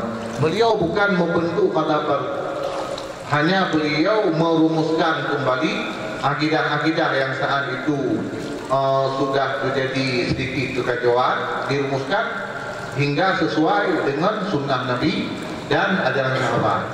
Nah, bagaimana inti ajaran beliau dalam Asy'ariyah ini? Inti ajarannya secara sederhana ingin saya sampaikan, yaitu cara mengenal Allah itu dengan mengenal sifatnya yang 20. Yang Kemudian tolong jelaskan tentang tafsir isyari. Tafsir isyari itu adalah tafsir yang dipakai oleh ulama sufi, adalah mengungkapkan makna tersirat dari setiap ayat.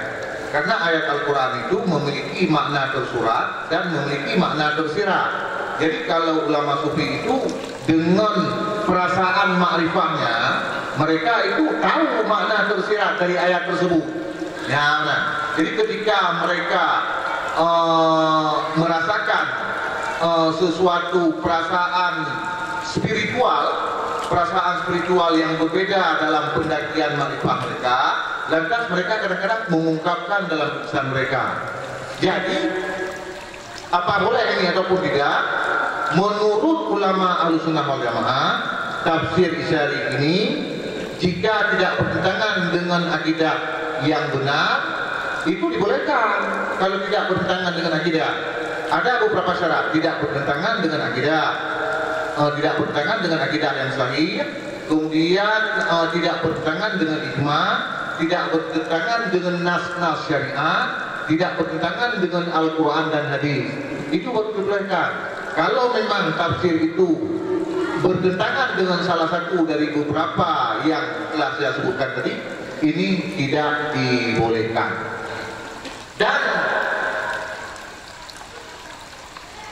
Dan yang boleh pun untuk mendalami tafsir tersebut adalah orang-orang yang memang memiliki kemampuan untuk memahaminya.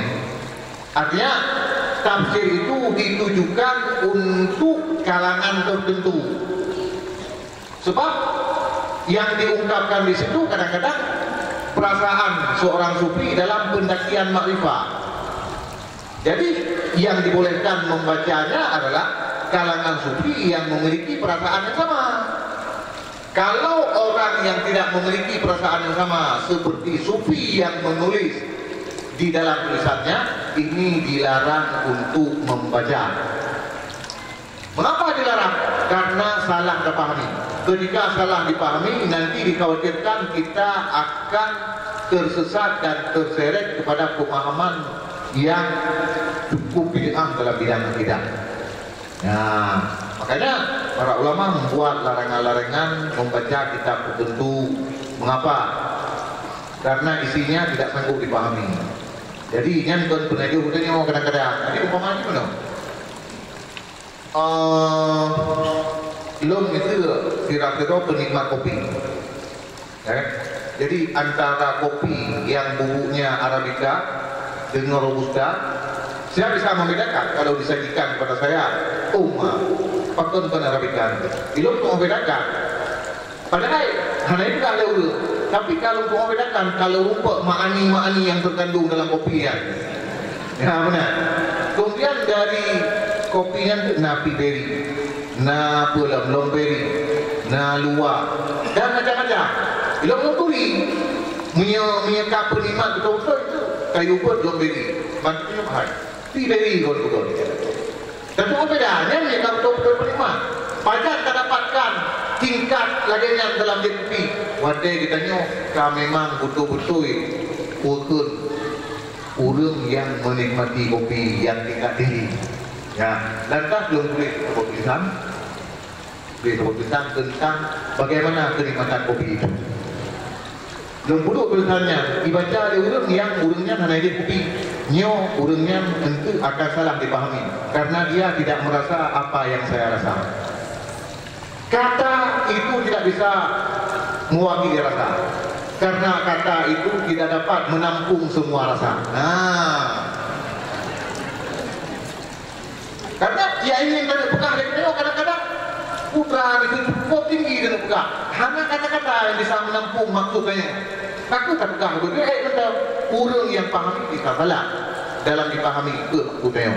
Ya makanya tafsir jika pun memenuhi syarat, umpamanya memenuhi syarat tidak bertentangan dengan Al-Quran, tidak bertentangan dengan hadis, tidak bertentangan dengan ijma, tidak bertentangan dengan akidah yang sahih, tetap ditujukan tafsir itu untuk orang-orang yang memiliki level yang tinggi dalam bidang agama. Artinya orang yang juga sufi seperti penulis kitab tersebut. Baik.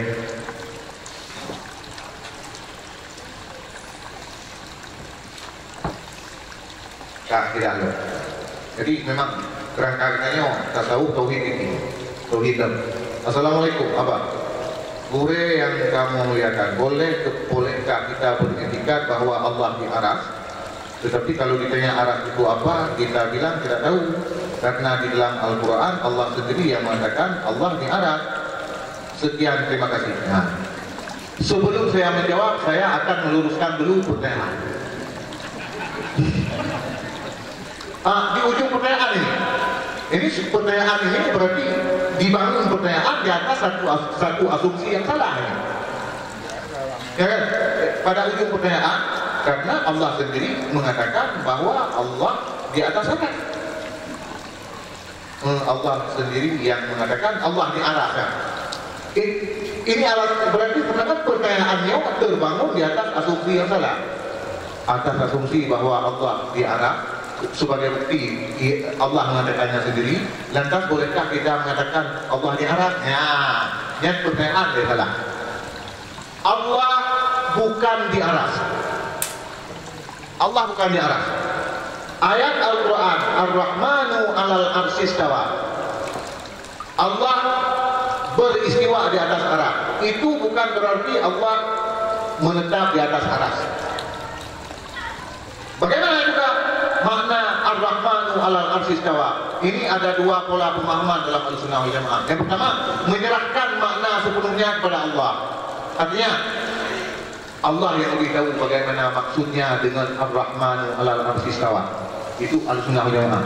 Salah satu lagi dalam Ahlussunnah wal Jamaah mentawil, mengalihkan kepada makna yang lain yang lebih layak dengan kesucian Allah. Maka istiwa itu diartikan dengan istaula, menguasai aras. Bukan Allah menetap di atas aras. Itu pasal dia tu ide Allah Taala dia. Orang arasnya sebuah makhluk yang dicipta oleh Allah. Aras itu sebelum ada, dia ada. Dia golongna arasnya, pun ada dia. Allah pagi golongna aras, kenapa pagi Allah menang depan? Mungkin waktu kalau dicipta aras, dia Allah kagak tu aras. Aras tu makhluk. Berarti dia Allah bila dicipta aras, ternyata perlu kepada makhluk yang namanya aras. Tidak mungkinlah. Tak mungkin ini. Cuma dalam ayat itu bukan benar. Yang itu makna ayat lagi kita pahami terjelas. Ulama Ahlussunnah mengatakan ada dua pola pemahaman ayat seperti itu. Yang pertama yaitu Allah lebih mengetahui maksudnya tentang Ar-Rahmanu alal arsy istawa, atau memalingkan makna kepada istaula, yaitu menguasai. Yang tak pegah berarti Allah Ta'ala hidup di arah yang kalah beda. Berarti kita nyokah tak etikut Allahnya bertempat. Nyangka hana mukhalafatuhu lil hawadi. Allah hana pamang makhluk. Yang berea kalah tobiu. Biasa awak yang beretikut Allah di arah, yang awaknya juga diikut Allah bak kepulih malam ke dalam rumah. Biasa awaknya, biasa kelompok yang beriktikad bahwa Allah di arah, mereka juga beriktikad Allah turun ke bumi pada sepertiga malam yang terakhir. Kan? Hidup ini Allah Taala menetap di arah hubibut, Allah Taala bina getun tiap kepulih malam ke dalam rumah, kamu mang baru paham. Allah Ta'ala hidup di arah. Tiap malam seperti malam terakhir kan belum kumur. Kerana mentah di arah. Pajak ketron kena kumur, pajak hidup di arah. Apa mana logikanya? Bumurnya terlepas dari itu yang berputar. Ukur yang berputarnya adalah matahari ataupun bumur. Jadinya terlepas dalam konteks lain. Yang jelas, waktu antar negara itu berbeda. Di Kota Langsa sekarang, jam 23 lewat 21 menit. Jam 23 lewat 21 menit. Di Amerika Serikat sekarang ini jam 11 lewat 21 menit. Waktu 3 menit, waktu 3 malam. Di Amerika Indohat, waktu 3 huruf. Seliti mengatanya 12 juga. Kemudian ditanya dengan India dan selisih betul. Ditanya dengan Arab Saudi selisih kecil. Antara Langsa dan Samalanga selisih 62 minit. Antara Samalanga selisih dengan Banda Aceh 62 minit. Antara Banda Aceh dengan Melabuh selisih. Jadi karena selisih pukul wate, maka Ino ilu mendauro baktanyo bako boleh ilu. Demikian juga sebaliknya.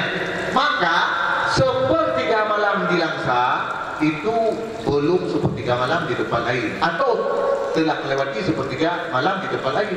Menya Allah Ta'ala betul keperluan malam yang terakhir kan keperluan malam yang terakhir di Langsa. Berarti kan betul Langsa. Siapa kaitan mau keperluan malam di Langsa kan betul Langsa. Atau kaitan mau keperluan malam yang gede Langsa kan gede Langsa. Jadi Allah Ta'ala kata betul-betul sampai. Menya betul-betul sampai pada tiganya duduk di atas. Jadi kan dua bongnya makan tepuk kamu mannya.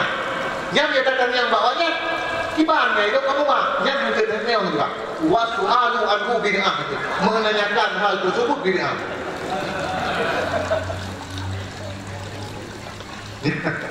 Jadi ulama Ahlussunnah wal Jamaah mereka tidak gagal paham. Ya, tidak gagal paham. Artinya ketika mereka melihat ayat, melihat hadis, mereka punya konstruksi pemikiran yang jelas. Mereka tidak menganggap antara ayat ini kontradiksi dengan ayat lain. Mereka menempuh dulu bagaimana cara pemahamannya yang benar. Maka ulama Ahlussunnah wal Jamaah dalam setiap masalah yang diteliti dalam bidang akidah selalu sesuai dengan manhaj yang dibawa oleh ulama salaf. Maka dalam hal ini Allah Ta'ala turun tadi sepertiga malam. Ulama Ahlussunnah juga mengartikan bagaimana turunnya.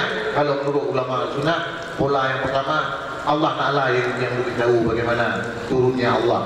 Pola yang kedua, makna turun Allah di situ adalah turun rahmatnya Allah, yaitu takwil. Ya benar. Nah, bedanya betul.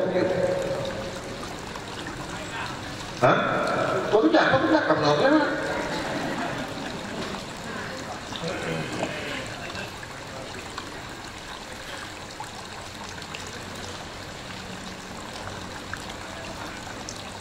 Apa yang kan?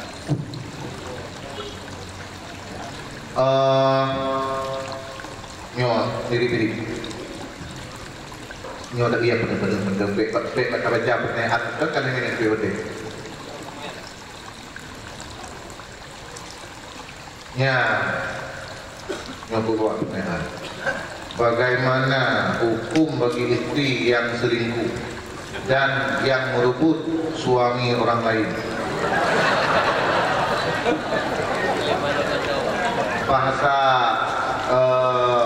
Bahasa lawiknya waktu itu pelakor. Apakah pelakor ni orang aku pelakir nah itu?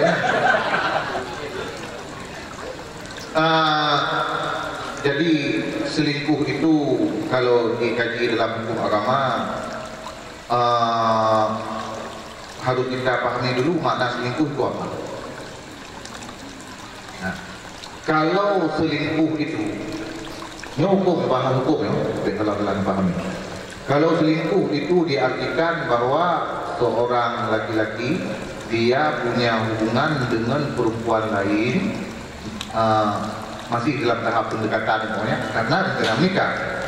Kalau seperti itu diartikan selingkuh, suami itu ingin menikah, tidak ada masalah kan? Yang niatnya. Tapi kalau selingkuh diartikan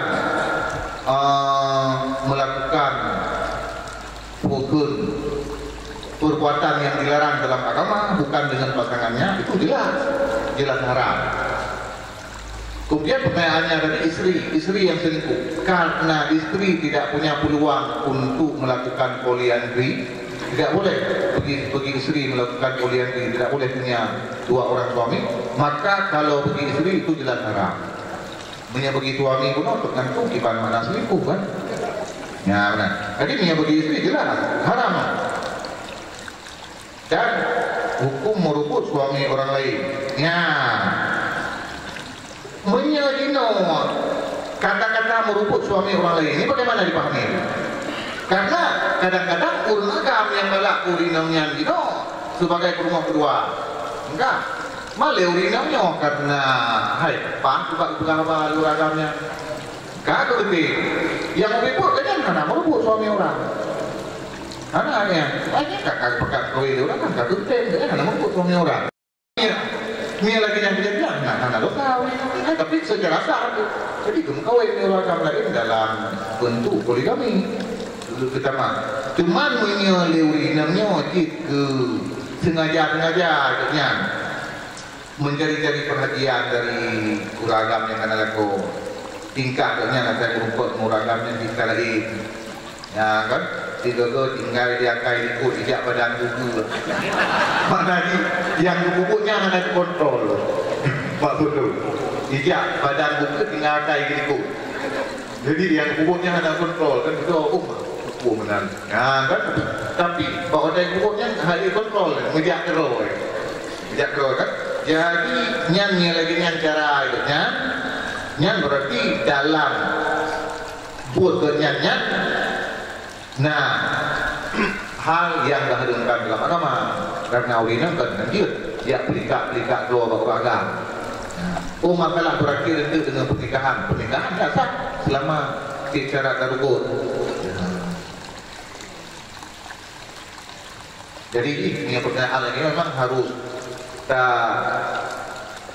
pertanyakan yang maksudnya apa? Masalah tu dulu, makanya tak buat pengitaan deh, tapi takkan yang gede jawaban. Lanjut tak jawab secara umum, karena itu ni tak jawab secara umum. Naik dalam itu yang hantar cepu atau naik dalam dia itu dari jawaban.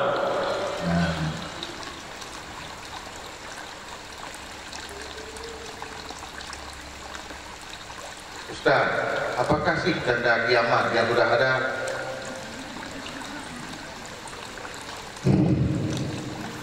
Rasulullah dalam hadis riwayat Imam Bukhari mengatakan, la taqumu sa'ah hatta yuqbadal ilmu wa takthurud zalazil. Tidak akan terjadi kiamat sebelum Allah Ta'ala mencabut ilmu pengetahuan agama. Caranya yaitu meninggal para ulama-ulama. Watak suruh zalazil, dan tidak akan terjadi kiamat sebelum terjadi gempa-gempa. Ya. Berarti salah satu dino tanda-tanda menuju kiamat yang akan nampak adalah banyak terjadi gempa. Karena dalam hadis disebutkan taksur zalazil, banyak terjadi gempa. Gempa menyelewitnya kan rapi uron. Artinya daerah kita juga kali Pak kita. Jadi banyak terjadi gempa itu tanda-tanda kiamat sudah dekat. Nanti gempa tersebut akhirnya terjadi di Madinah Al-Munawwarah. Gempa besar terjadi di Madinah Al-Munawwarah itu berarti memang sudah sangat dekat. Karena yang kelihatan tanda-tanda yang sudah ada sekarang.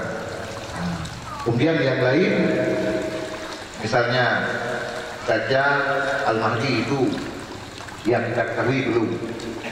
Jadi yang sudah ada yaitu gempa. Ini orang akan baca. Lisan lagi ada betul.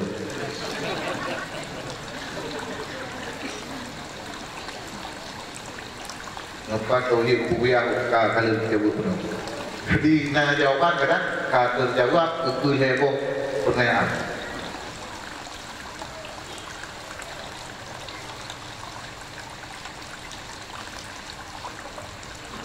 Nah, apa hukum membangun makam? Hak makamnya kurang, seperti memasang keramik baik di tanah sendiri atau di tanah umum. Membangun kuburan kalau di tanah kuburan umum itu hukumnya haram, karena mempersempit lokasi untuk menguburkan orang lain. Tapi kalau di tanah sendiri ini dibolehkan. Ini bak tanah milik pribadi. Ini bak tanah umum saja. Bahkan menurut disebutkan oleh para ulama dalam berbagai kitab, kalau memang seseorang membangun kuburan itu di tempat pemakaman umum, musabbalah yang disediakan untuk pemakaman umum, ini boleh ditentukan, bahkan wajib dirobohkan karena mempersempit. Ini bak tanah pribadi ini. Dia berkait dengan keluarga, kan? mungkinlah lebih untung dikarenakan kekayaan mencapai 40 perkayaan. Bolehkah, wajibkah seorang laki-laki yang sudah beristri meminta maaf kepada istrinya karena ia sudah berzina supaya taubatnya diterima oleh Allah Subhanahu wa taala? Oh, berarti seorang suami punya istri dan tak berzina, untuk diterima taubatnya oleh Allah, wajibkah dia meminta maaf pada istrinya? Jadi meminta maaf pada istri, kalau untuk sah taubat itu tidak wajib, karena tidak termasuk dalam syarat-syarat taubat, tidak termasuk juga dalam rukun taubat. Cuma kalau dari sisi yang lain untuk menenangkan istri ini dianjurkan. Artinya suami ingin menampakkan diri betul-betul menyesal dan mulai sekarang dia sudah setia kepada istrinya. Namun untuk diterima taubat oleh Allah Subhanahu wa taala, meminta maaf pada istri ini bukan bagian daripada cara taubat. Yang diperintahkan meminta maaf adalah kepada suami perempuan yang dizinai atau ayah perempuan yang dizinai. Apa lebih? Good? Baik. Kamu tu? Yang doktor tak punya.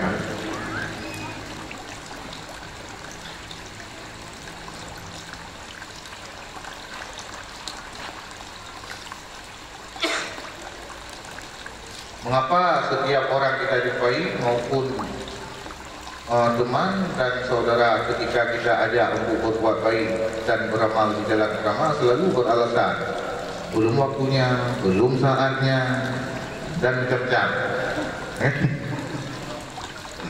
Secara hakikat ya, belum mendapat hidayah dari Allah Subhanahu wa taala. Secara hakikat. Kalau secara pemahaman syariat, karena dia masih dikuasai oleh nafsu, oleh hawa nafsunya yang dapat mengalahkan akal yang sehat. Ya, kadang-kadang itu puas pada bukan yang bukan ini ciknya mat dirot aidung belum ya mana juga. Itu puas. Cuma hai nyatanya golong diberi taufik dari Allah Taala. Sebab yang dinamakan dengan taufik yaitu khalqu qudrah fitrah. Allah Ta'ala menciptakan kemampuan bagi manusia untuk taat kepada Allah. Itu namanya taufik. Jadi yang kita oleh Allah kemampuannya harus taat kepada Allah, walaupun beliau tanya tegak. Jadi ini secara hakikat belum mendapatkan taufik. Secara syariat ini dia masih dikuasai oleh hawa nafsu. Yang terakhir,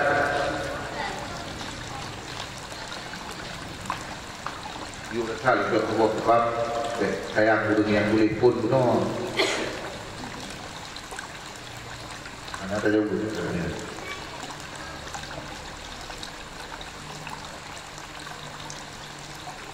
Apa jauh? Tengku, bagaimana cara agar terhindar dari yang namanya pacaran?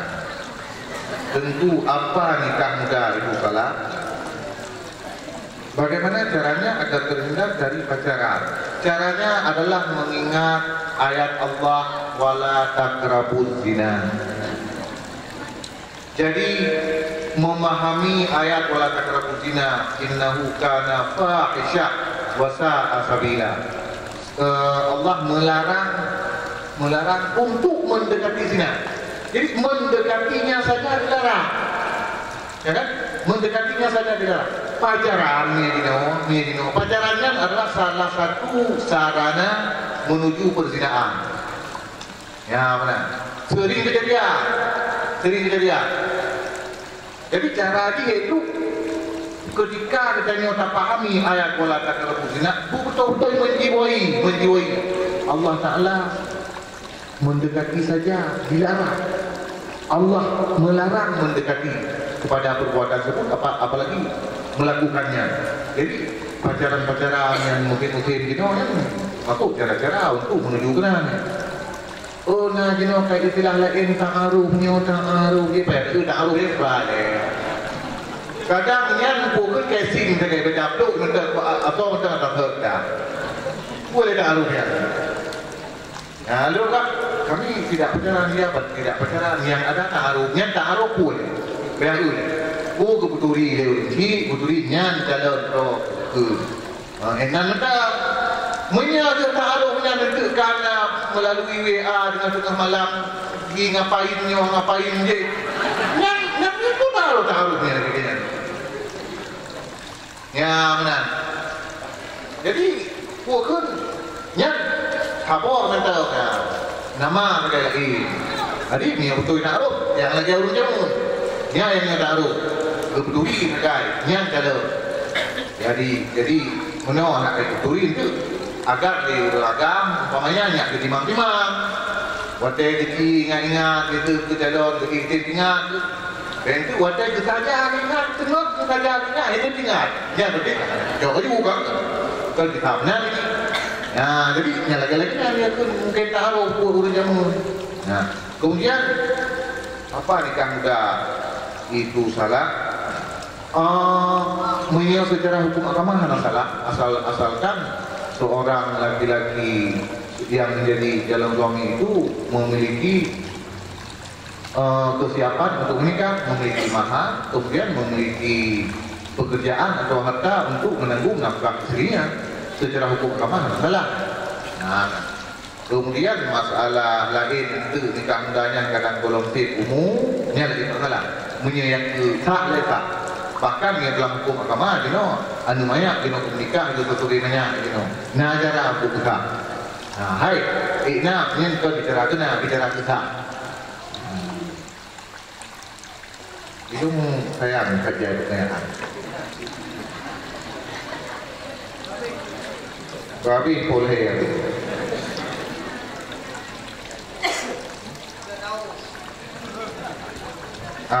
Ini pertanyaan yang terakhir.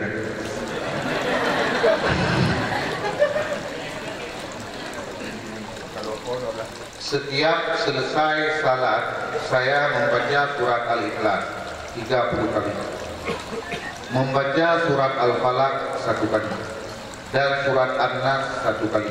Pertanyaannya, apakah saya baca surat tersebut dan saya niatkan kepada orang tua saya yang sudah tiada akan sampai pahalanya? Menurut ulama ahlu sunnah wal jamaah, sampai pahala bacaan Al-Quran kepada orang yang telah meninggal. Sampai. Namun sebahagian ulama mengatakan agar pasti sampai pahala tersebut, setelah membaca ayat Al-Quran misalnya Al-Ikhlas tadi, dibacakan doa, Allahumma usil kawaba ma qara'tuhu min suratil Ikhlas ila ruhi ummi, itu maklum nan yang buat itu. Oh itu hanya yang buat, hanya berbaca. Mata siapa itu? Ya Allah, dong lagi ya Allah, ngebutru pahala sama dia lung taknya kepada orang si agam lung nan dengan bulan ben bulan drone ben turi dengan ya Allah menakutkan teruk kala. Nah ulama yang menyatakan dari ulama Al-Sunnati yang menyatakan bahawa hantu pahalanya yang maksud hantu pahala menurut ulama yang berpendapat hantu pahala menyehana baca doa dia sama dia. Artinya kacau itu Al-Quran dan ini nanti nyoba pahala bacaannya lung hadiah ulun silum yang kami ingat. Yang ulama dari kalangan Ahlussunnah wal Jamaah sendiri yang mengatakan tidak sampai. Tapi kalau sudah dibacakan doa setelah membaca Al-Quran tadi, sepakat ulama Ahlussunnah wal Jamaah mengatakan pahalanya sampai.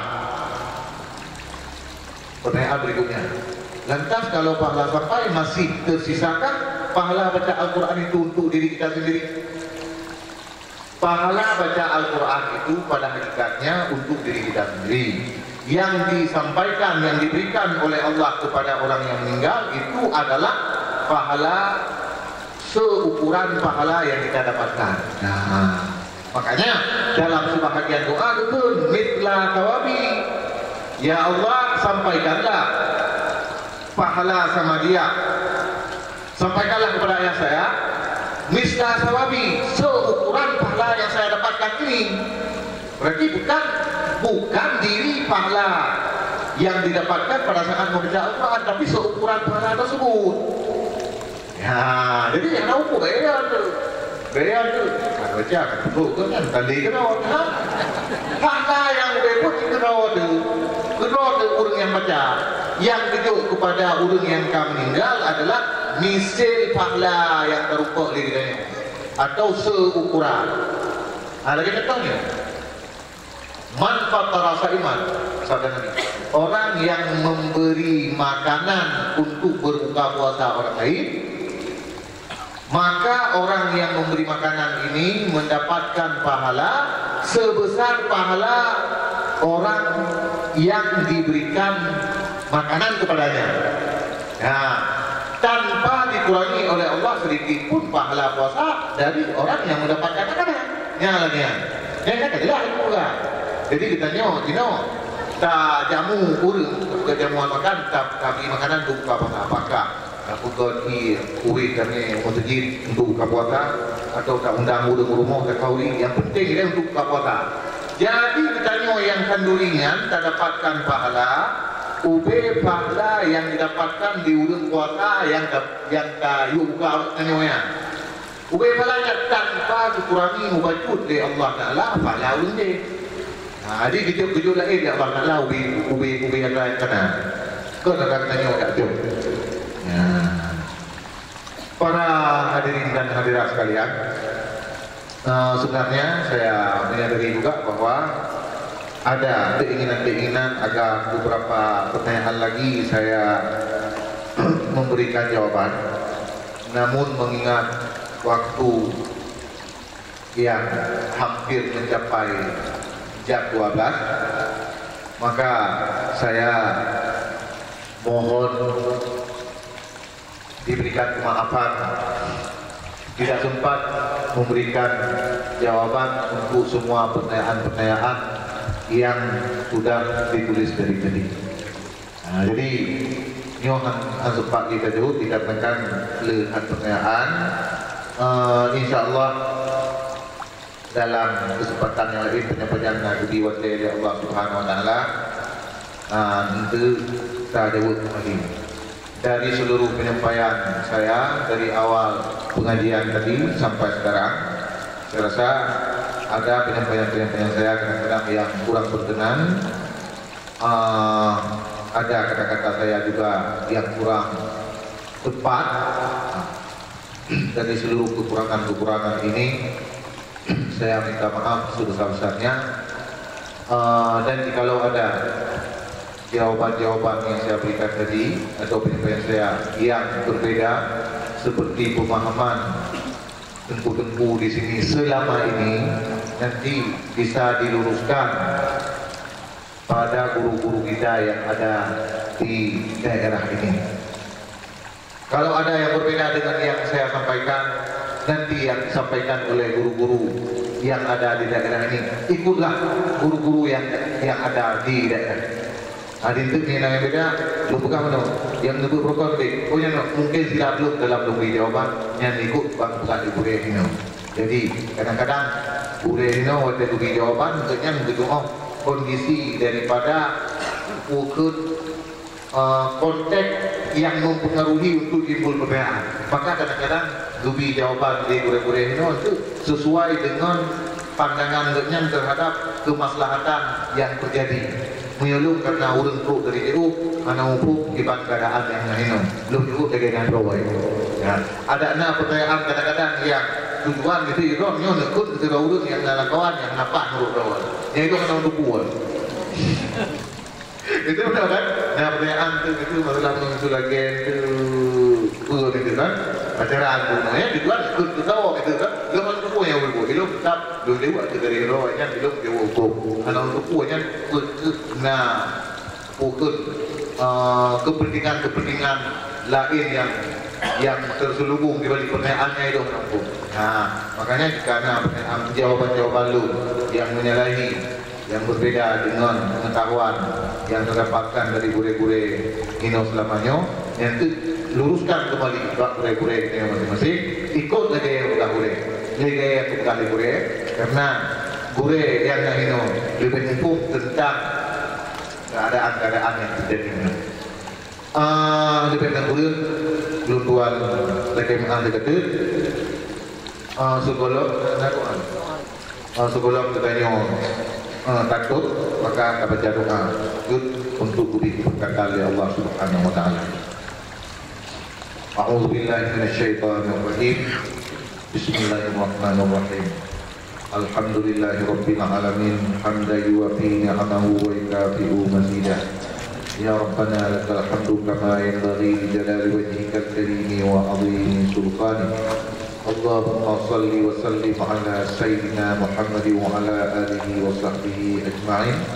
Allahumma ahsin aqibatana fil umuri kulliha wa ajirna min khizyi dunya wa 'adzabil akhirah. Allahumma inna nas'aluka 'ilman nafi'an wa fahman wasi'an wa rizqan halalan faturan thayyiban bi rahmatika ya arhamar rahimin. Allahumma iftah 'alaina abwabal 'ulumi wal fuhumi wal syur 'alaina min khazaini 'ilmika bi rahmatika ya arhamar rahimin. Allahumma inna nas'aluka ma 'allamtana fardudhu ilayna inda ihtiyajina ilayhi wa la tunsina abada. Allahumma inna na'udzu bika min 'ilmin la yanfa wa min qalbin la yakhsha wa min 'amalin la yurfa wa min du'ain la yusma wa min 'ainin la tadma innaka 'ala kulli syai'in qadir. Allahumma ja'al jam'ana hadha jam'an marhuman wa tafarruqana min ba'dihi tafarruqan mahsuma. Allahumma alif baina qulubina wa aslih dhata bainina wahdina subula salam. Rabbina atina fid dunya hasanah wa fil akhirati hasanah wa qina adzabannar. Wassallallahu ala khairi khalqihi sayyidina Muhammad wa ala alihi wa sahbihi wa baraka wa sallam. Walhamdulillahi rabbil alamin. Al-Fatihah.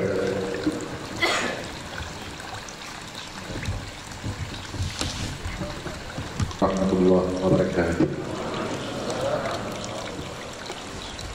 Terima kasih kami ucapkan kepada Yang Mulia Al-Mukarram Tengku Haji Hilmi Imran MA atau Abang Islam, dan kepada warga masyarakat Desa Kampung ataupun para hadirin yang pertanyaannya belum terjawab atau belum sempat terjawab.